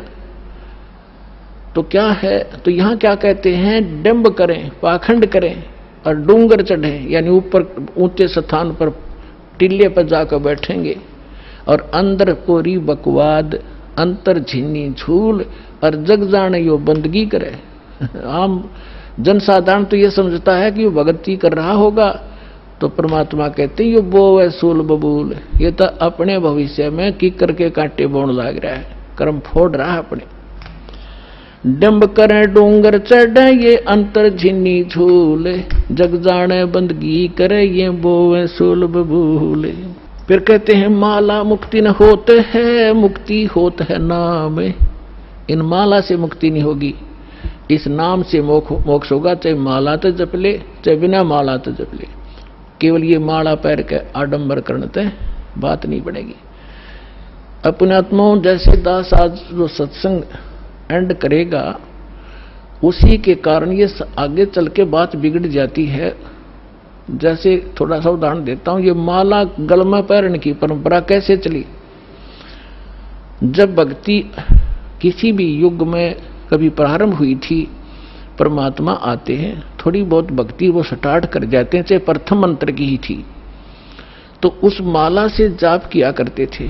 तो पहले क्या करते थे, जेब कपड़े वस्त्र इसे होते नहीं थे, माला से जाप किया और माला को आदर के साथ गले में डाल लिया करते। वो लोग दिखावा नहीं था, वो सिर्फ अपना सुरक्षित स्थान और आदरणीय स्थान सीने से लटकी रहती थी, और जब उसकी आवश्यकता पड़ती उसको जब जाप कर लिया करते थे।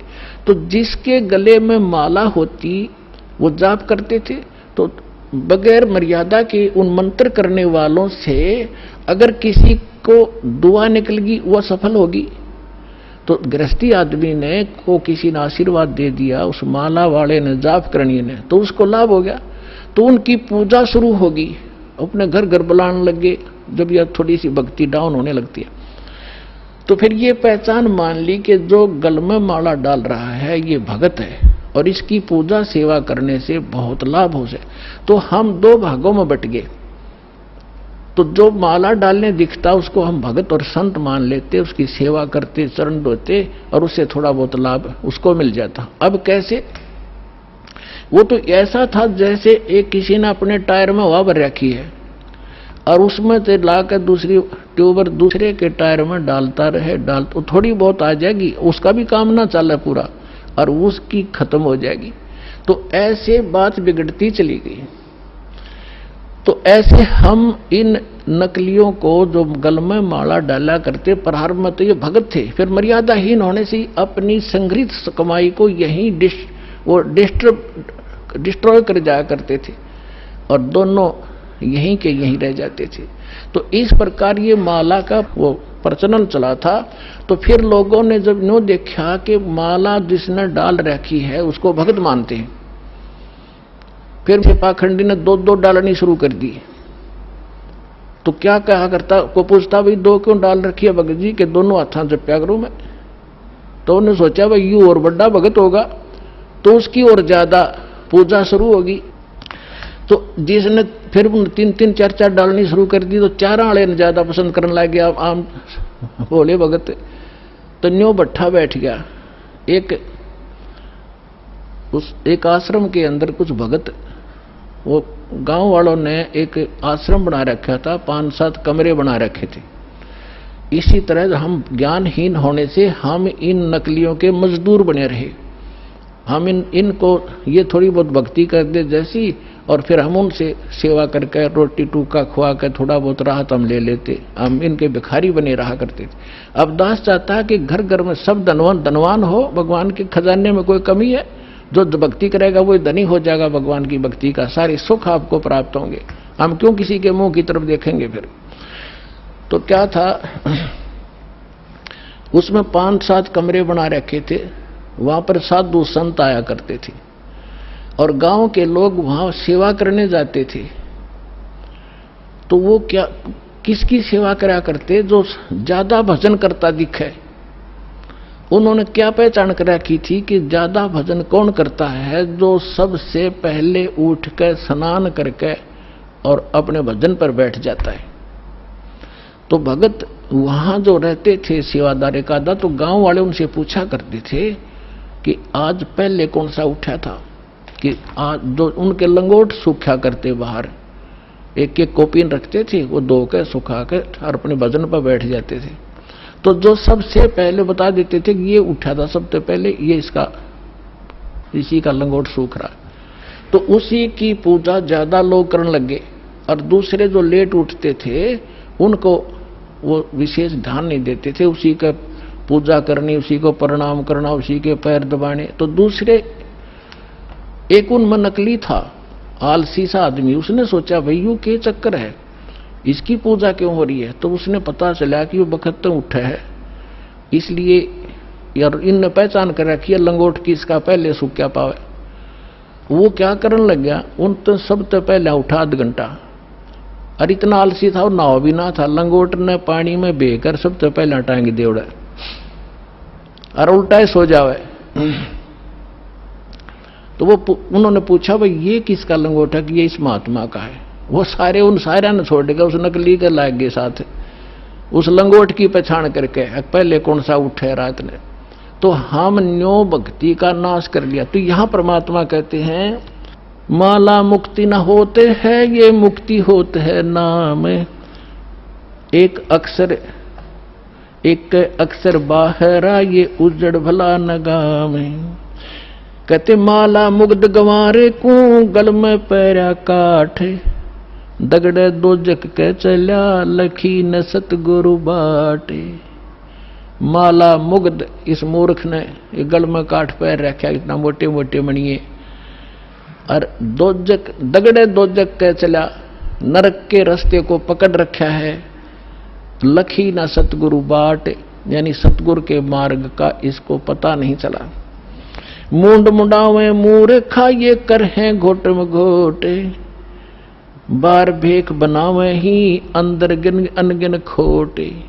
ये मूंड मुंडावे मूर्खा, यानी उस तरह फिरा लेते हैं, कचकोला कोरा कटवा लेते हैं। और कर मूंड मुंडावे मूर्खा, और कर हैं घोट में घोट। और बाहर भेख दिखावे ही, बाहर तजनो दिखे बड़ा महात्मा होगा, अंदर अनगिन खोट। केले की कोपीन है, ये फूल पान पल खाही। नर का मुख नहीं देखते, जो बस्ती निकट ना जाई। एक समय इस दास को ये ज्ञान प्राप्त हुआ, तो हम अपने ऑफिस में बैठ के फिर तो हमारे पास एक यही चर्चा हो जाती है, जो भी जिसने हमारी बात सुनावी थी उसको चर्चा शुरू कर देते थे। तो उनमें से एक कहने लगा कि नहीं, आपने संत तो देखे नहीं है। मैंने बताया मेरा ऐसे ऐसे गुरुजी हैं, उनसे मैंने दीक्षा ली है। तो वो एक कहने लगा आपने संत तो देखे ही नहीं है। दूसरा मेरा साथी कह रहा था, मैं कैसे होते हैं भाई? कि मैं एक बार ऋषिकेश गया हुआ था, हरिद्वार से आगे, और वहां एक आगे जंगल है, 1 किलोमीटर आगे चल के साइड में, और वहां एक महात्मा रहता है, और वो केवल एक लंगोट बांधता है केले के पत्तों की। जंगल में रहता है, और जंगल में इतना गहरा चला जाता है, आदमी के तो दर्शन भी नहीं करता वो, और जय उसके दर्शन हो जाए तो बेड़ा पार हो जाता है। तो बहुत से लोग वहां इकट्ठे हो रहे थे, तो मैं भी जाकर बैठ गया, उनसे पूछा ताछी की, तो उन्होंने बताया कि एक महापुरुष रहते हैं यहाँ पर, और वो कभी कभी यहाँ दिख जाते हैं विचरण करते हुए, तो हम उसके दर्शनार्थ बैठे हैं, हो सकता हमारे भाग जाग जा। लेकिन वो जब भी कोई आभास होता है तो भाग कर अंदर गुफा गहरी जंगल में भाग जाता है, आदमियों को दर्शन नहीं देता। तो कहने लगा कि एक बता रहा था कि मैंने एक दिन थोड़ी सी दर्शन हुए थे, बस एकदम फिर वो पीठ फेर कर भाग गए, बस उस दिन थोड़ी सी कसर रह गई, ना बेड़ा पार हो जाता। तो उसी आस में 20-30 आदमी बैठे थे वहां।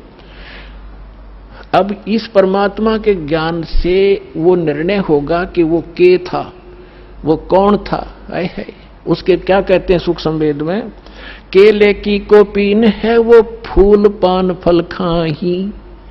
केले के पत्ते की तलंगोट बांध रखा है, ऐसे बैरागी त्यागी महसूस होते हैं और फूल पत्ते और फल खा के गुजारा करते हैं और बस्ती के निकट नहीं जाते, आदमी का मुंह भी नहीं देखते। ऐसे त्यागी बैरागी, उनको संसार एक समर्थ संत मानते हैं। अब उसका पैमाना दिया है सुख संवेद में। केले की कोपीन है जो फूल पान फल खाही, नर का मुख नहीं देखते जो बस्ती निकट नहीं जाही। वो क्या है? वो जंगल के रोज है जो मनुष्यों बिद के जाही, निस्दिन फिरो उजाड़ में न्यो परमात्मा पावे नाही। कैसा पैमाना दे दिया? वो जंगल के नील गाय हैं, रोज हैं जो आदमियां देख कर भाग जाए, फदड़ फदड़ कर पता नहीं कहां जाकर डटे।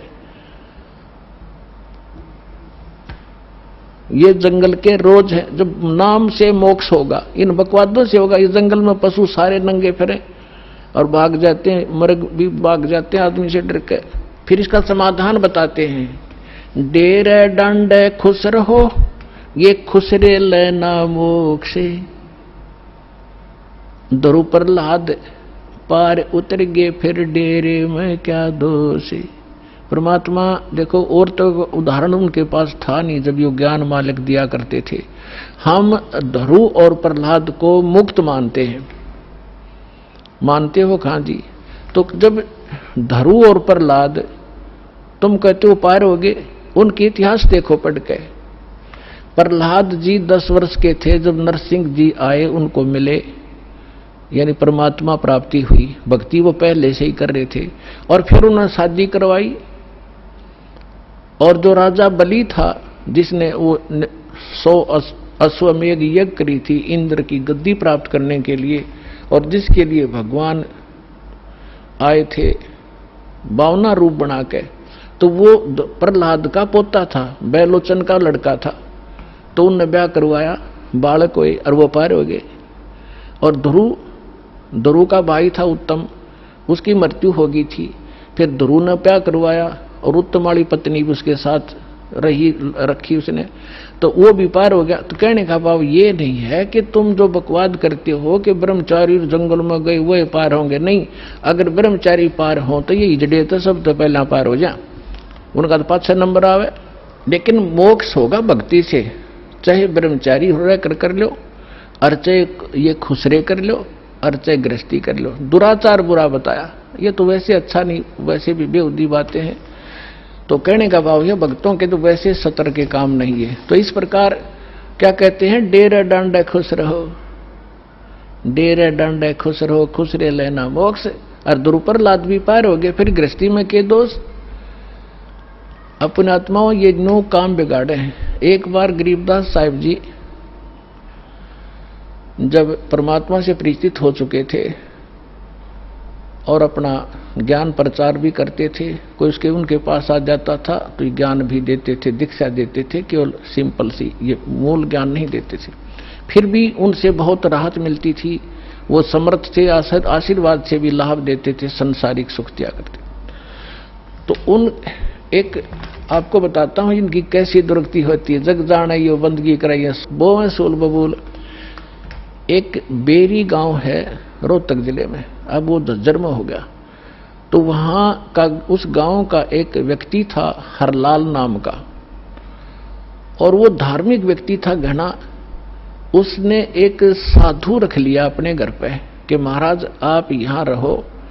उसके लिए एक चौबारा बनवा दिया ऊपर, आप यहां रहो, हमने सेवा मिल जाएगी, हमारे कर्म बन जाएंगे, आपकी भक्ति बन जाएगी। आपने भक्ति करनी है, आप बाल ब्रह्मचारी हो, घर छोड़ रखे, कहाँ भाई, ठीक है, होगी सेटलमेंट। उसका ऊपर चौबारा बना दिया, एकांत में उसको बढ़िया भोजन दे सुबह शाम, और वो अपना भजन करे, जैसा भी वो सोच रहे थे भजन करे। और वो भजन उसके पास भक्ति थी ये नहीं हुआ। तो क्या हुआ कि वो क्या करता था, बढ़िया माल खावे और आप खावर सो जावे, या जिसी भक्ति थी अटपट की वो साधना करे थोड़ी बहुत देर, वो भक्ति मोक्षदायक थी नहीं। तो क्या हुआ, कुछ दिनों के बाद उस संत की मृत्यु होगी, अंतिम संस्कार कर दिया। तो पहले क्या करते थे कि गांव के जो किसान लोग थे बैलगाड़ी रखा करते थे, और ट्रांसपोर्ट का जो काम होता था आजकल ट्रकों से होता है, पहले बैलगाड़ियों से करा करते थे।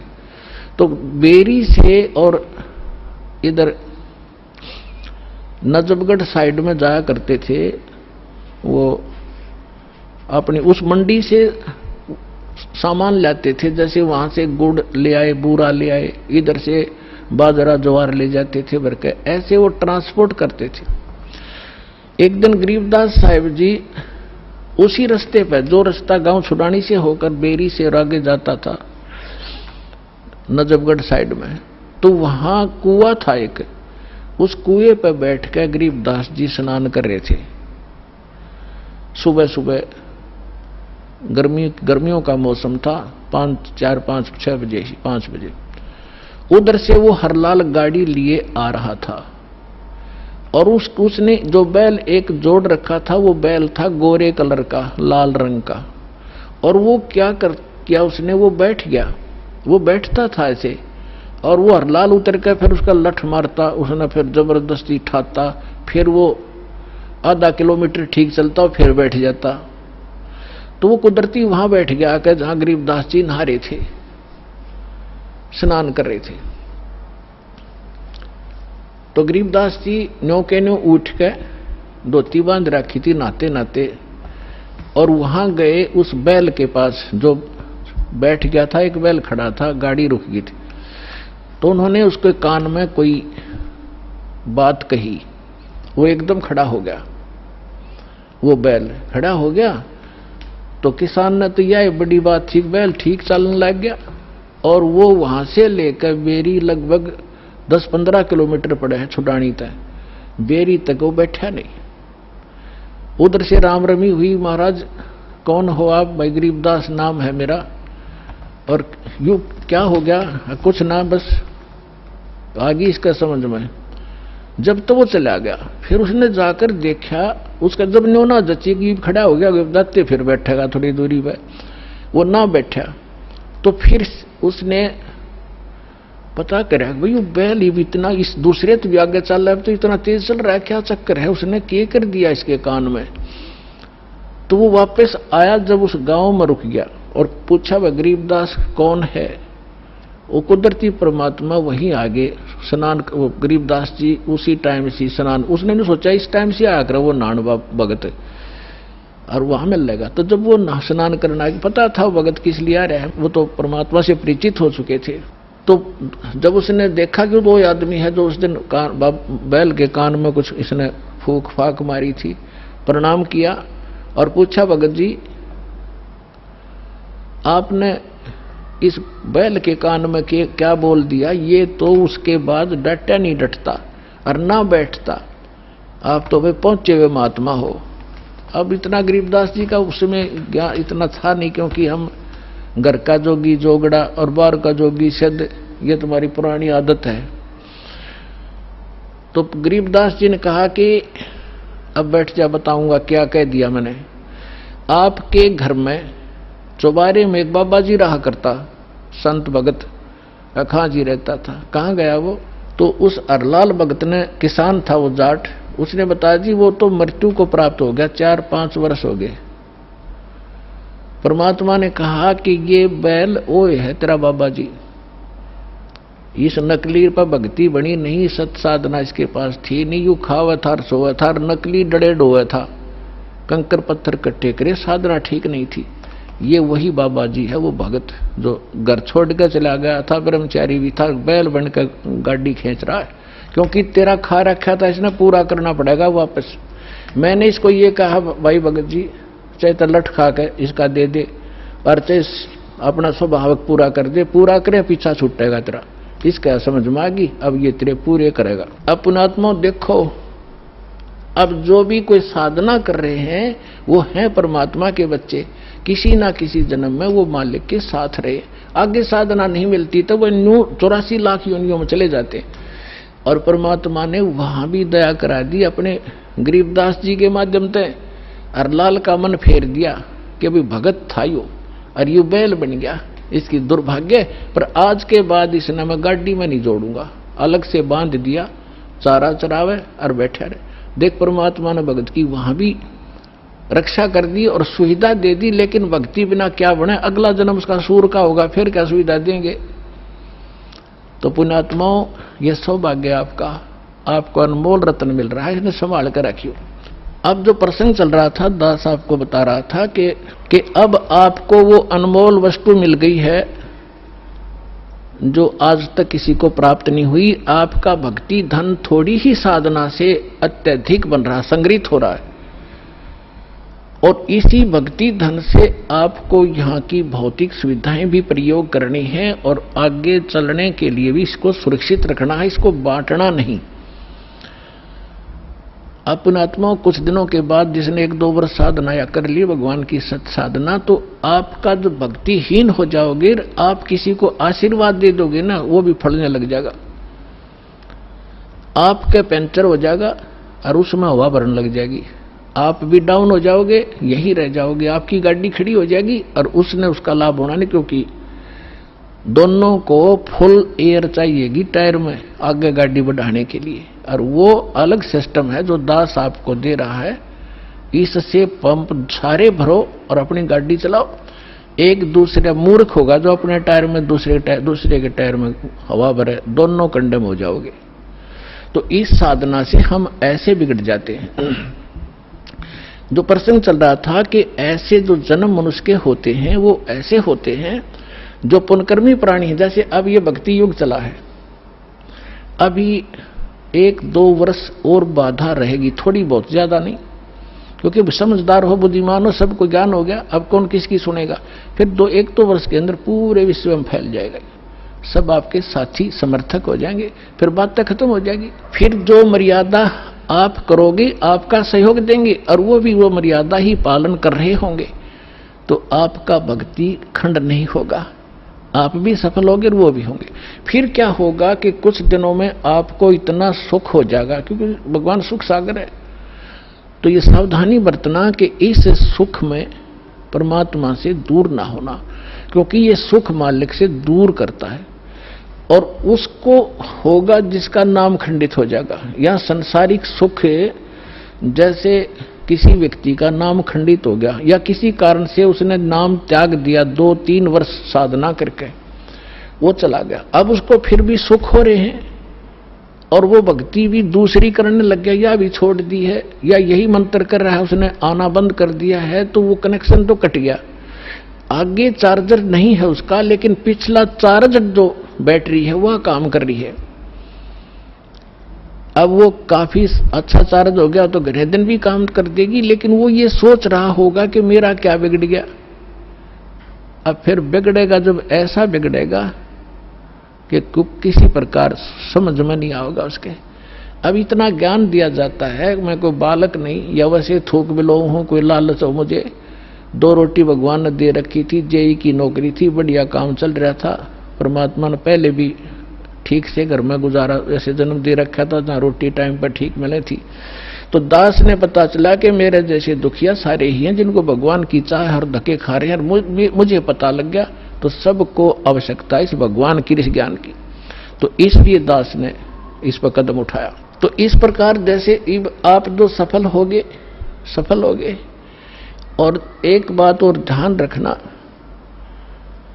आप यहां केवल उसी उद्देश्य को लेकर ना आना कि जैसे रोगी है वो रोग ही स्वस्थ हो, जिसको पुत्र की संतान नहीं है वो संतान ही हो तो बात बने। अगर संतान भी आपको आवश्यक होगी देनी तो यही मिलेगी, पृथ्वी पर कोई नहीं देगा आपने। और जो आपका रोग निवारण होगा तो यही होगा, पृथ्वी पर कहीं होगा भी नहीं, और होगा ही होगा, रोग तो निवारण होगा ही होगा। बाकी संतान भी परमात्मा अगर चाहेगा तो सब कुछ कर सकता है। उसका एक लंबा इतिहास है, फिर बताऊंगा, ऐसी बात नहीं। यहाँ हजारों ऐसे प्रमाण हैं जिनके 10-10 वर्ष, 12-12 वर्ष और 15-15, 20-20 वर्ष ब्याह न हो गए थे और बच्चा नहीं था। सारे सब आजकल तो सारे जो है ना ये भौतिक और सारे ट्रीटमेंट हैं ये भी करवा के छक लिए थे, मालिक ने उनको भी संतान दे दी। ये तो कोई बड़ी बात नहीं है, लेकिन हमारा आपका मूल उद्देश्य मोक्ष हो। और आपको पार करने के लिए परमात्मा जैसे भी आपको रखे वैसे ही रहो। जैसे डॉक्टर के यहाँ मरीज होता है और उसको थोड़ा बहुत कष्ट भी बन रहा है, वो जैसे भी कोई ट्रीटमेंट करे, इंजेक्शन लगाओ जब भी थोड़ा बहुत दर्द तो होएगा। अब उस इंजेक्शन ना लगने दे, फिर वो ट्रीटमेंट क्या करेगा डॉक्टर। तो थोड़ी बहुत संकट, थोड़ा बहुत कष्ट आपको महसूस भी हो, वो गॉड गिवन समझना। किस लिए परमात्मा हमें उदाहरण देते हैं अपने ऊपर ही। कहते हैं कबीर सुख के माथे पत्थर पड़ो, जो नाम हृदय से जावे, बलिहारी व दुख के जो पल पल नाम रटावे। परमात्मा कहते हैं तुम ऐसे मांगना मेरे से कि हे भगवान, इसे सुख के आग लगो जिस जो आपसे दूर करे। हे परमात्मा, ऐसा दुख बलिहारी उस दुख के, ऐसा दुख बना रहे जिससे आपकी याद बनी रहे, ऐसा सुख ना देना भगवान जो आपसे दूर करे। तो आप ये समझ लेना, छोटी मोटी जो ठूठा आपका रख रहेगी ये गॉड गिवन होगी, ताकि वो मन बकवाद ना करे, इसने मौत दिखे जा, और तभी ये भक्ति करेगा, न करने ना दियो। ऐसा खतरनाक एलिमेंट है ये। तो पुणात्मा, ये परमात्मा का ट्रीटमेंट चलेगा जब आप इसकी शरण में आगे। डॉक्टर के हॉस्पिटल में एडमिट एक पेशेंट अपनी चलाओगा तो वो रोग नहीं कटवाना चाहता, वो तो बकवाद कर रहा है, व्यर्थ में टाइम वेस्ट कर रहा है। तो आप यहां आगे हो, भगवान कोई बालक नहीं, आपके भविष्य की जानता है। अब जैसे किसी को एक्सीडेंट हो गया और उसका ब्लड चल रहा है, ब्लीडिंग हो रही है, तो डॉक्टर सबसे पहले उसकी कोशिश करेगा कि ब्लड रोकूं, चाहे उसकी टांग में कितनी पीड़ा हो रही हो, फ्रैक्चर भी हो रहा हो, उसने नहीं संभालेगा कि ये दर्द होने दे थोड़ा, पहले इसकी जान बच चली जाएगी जब ब्लड नहीं रोका थे। तो वो कह रहा होगा है मर गया, पैर टूट गया है मर गया, तो वो अलग बात है, पहले वो ब्लड रोकेगा फिर उस टांग ने संभालेगा, उससे जान नहीं जा सकती। तो इसी प्रकार आप यहाँ आए हो केवल एक उद्देश्य लेकर, और परमात्मा को पता है कि कल ने इसके ऊपर एक ऐसी आपत्ति आओगी, इसकी जान जानी है या कोई और भयंकर अटैक है इसके ऊपर, तो पहले मालिक आपके उस संकट ने हटावेगा जो भविष्य में और आने वाला इससे भयंकर। और आप ये सोचोगे एक बता मेरा ये संकट ना ठीक हुआ, 2 बार लिया, तीसरी बार आ ली, 5वीं हाजिरी होगी। पुणात्मा, या तो आजीवन आने की नियत बनाओ जब आपका कल्याण होगा। ऐसा बालक नहीं भगवान के झाड़े ला देर जा तुम अपने राज्य रम अपने राज्य, नहीं, आपके असंग जन्म का कोड कटेगा यहां से। अब जो प्रसंग चल रहा है कि जिन जैसे सतयुग के अंदर पुण्यात्मा जन्म लेती है और उनके लिए परमात्मा ऐसा माहौल बना देता है, फलदार वृक्ष होते हैं सब जगह। जैसे आजकल हम कणक पैदा करते हैं कितनी मेहनत करके, उस समय ये ऐसे खड़े रहते जैसे सामक देखा हुआ आपने, ऐसे खड़े रहते हैं और जाओ और तोड़ो और झाड़ो, पकाओ और खाओ, फल तोड़ो खाओ और भजन, और उसमें भजन सभी करते हैं, उनकी एक ऐसी श्रद्धा होती है। तो वो भक्ति करते हैं शास्त्र विरुद्ध, और सुख सारे उपलब्ध हैं, शरीर भी स्वस्थ है, लाखों वर्ष जीवन भी रहता है, बाप से पहले बेटा भी नहीं मरता है, और विधवा औरत विधवा नहीं होती हैं। तो वो ये सोच रहे कि हम जो साधना कर रहे हैं इससे हमें लाभ है, नहीं, यह भूल मार रही है हमने आज तक। तो वो उस सतयुग में कौन प्राणी जन्म लेंगे, ये बहुत असंख्य युगों से चला रहा है। अब जैसे ये समय अब चल पड़ा, जो भगवान पुण्यात्मा है इस ज्ञान से संपर्क में रहेंगे, भक्ति ठीक करते रहेंगे तो ये पार हो जाएंगे। अब अरबों खरबों प्राणी पार होंगे अब इस पिछली पीढ़ी में, क्योंकि परमात्मा ने 3 युग इंतजार की है इस समय के लिए। और कैसे परमात्मा किस प्रकार ऐसे लुका छिपी करके और भक्ति बचा के लाए हैं, आप इस ज्ञान से परिचित होंगे तब पता चलेगा। कहीं भी जैसे आप सोचा करते श्री कृष्ण ने साड़ी बढ़ा दी द्रौपदी की, श्री कृष्ण नर के बस का ना था कुछ भी। परमात्मा की श्रद्धा बनाए रखने के लिए परमात्मा कहते मैं ही 100 छल छिद्र करता हूं, वही उसी संत का रूप बनाकर चले जाते हैं जो जिस गुरु पर आश्रित है और उसका काम कर देते। भगत में आस्था बनी रहती है, और वो ने सोचा मेरे गुरु से या इस साधना से ठीक हो गया, होता उसके पूर्व जन्म के संस्कारों से। तो परमात्मा ने इस भक्ति को बचा के जीवित रखना था, इसलिए आपको यहां तक लाए हैं। तो अब जो पार होंगे वो तो होंगे ही होंगे। मालिक का वचन है, सकल सृष्टि प्रवानिक होई, पूरा विश्व और नाम लेगा, मोक्ष होगा। फिर क्या होगा कि लास्ट में फिर ये तो स्वभाव है इस गंदे लोग का, एक फिर धीरे धीरे चाहकर परंपरा बिगड़ना शुरू हो जाती है। तो उस समय लास्ट में जो भक्त भक्ति यही कर रहे होंगे लेकिन वो पार नहीं हो पाएंगे, उनकी संख्या भी थोड़ी नहीं होगी, बहुत लाखों और करोड़ों में होंगे जो पार नहीं हो सकेंगे, लेकिन भक्ति संग्रहित हो जाएगी उनकी जबरदस्त। तो वो फिर क्या करेंगे, काल के हाथ चढ़ेंगे। उन्हीं में से ब्रह्मा विष्णु महेश ये देव और ये सब बनाए जाएंगे, गणेश और ये जो जितने भी देवता हैं, इंद्र, कुबेर, वरुण, धर्मराज, ये 33 करोड़ देवता इन्हीं में से सिलेक्टेड होते हैं। और फिर इनको ऊपर रखेगा, ऊपर के लोकों में इनकी पुण्य इनके साथ होंगे। फिर वहां इसका टैक्स है, अपना टैक्स अलग लेगा और अपना वह माल बेचेगा वो न्यारा। तो इनके पुण्य समाप्त जब हो जाएंगे फिर ये दोबारा सतयुग में जन्म लेंगे। वो पिछले वाले जो ऊपर लुटन लग रहे हैं वो इस सतयुग में आएंगे, और अब वाले फिर काफी वर्षों के बाद वो आएंगे फिर सतयुग में।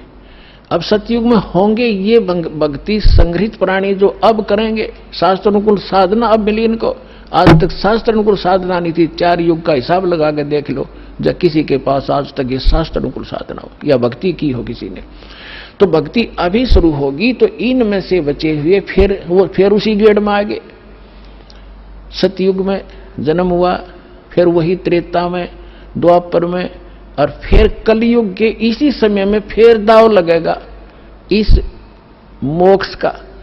और ईब चूकिए तो फिर वही चक्कर, इंद्र हजारों वर्ष युगों तक आप वह इंद्र की पोस्ट पर रहोगे, हजारों वर्षों तक देवताओं के स्वर्गलोक में अपना माल खाओगे, बर्बाद करोगे पूंजी को। और फिर यदि आगे भगवान फिर कोई संत नहीं मिले, इतने जन्म मनुष्य के होकर भी फिर आप 84 लाख योनियों में चक्कर खाओगे। तो ये आज का विषय था कि आज आपको वो दाव लगा है, इसको संभाल के रखना। आपको मानव शरीर प्राप्त हुआ है, आपको 600 वर्ष पहले परमात्मा आए थे, तब भी आप मालिक की शरणों में थे। 64 लाख शेष थे, ये 64 लाख तक पहले आएंगे। उसके बाद फिर परमात्मा ने ये अपना प्रचार फैला दिया है। जैसे आपको बताया गया है कि ये वाणी उसको भी, जैसे कागभूषण की कथा सुनाई थी, 6 महीने कथा सुनकर उसका थोड़ा सा असर हुआ कि नाम ले लूं, तो ये इतना प्रचार होगा इस वाणी का, आंधी सी उठेगी। तो वो जो टर्न वाइज भी जिनका नंबर मनुष्य का आया है वो कुछ दिन के बाद आ जाएंगे, शरण में आना पड़ेगा, और इस प्रकार ये सबका मोक्ष होगा। बोलो सतगुरुदेव।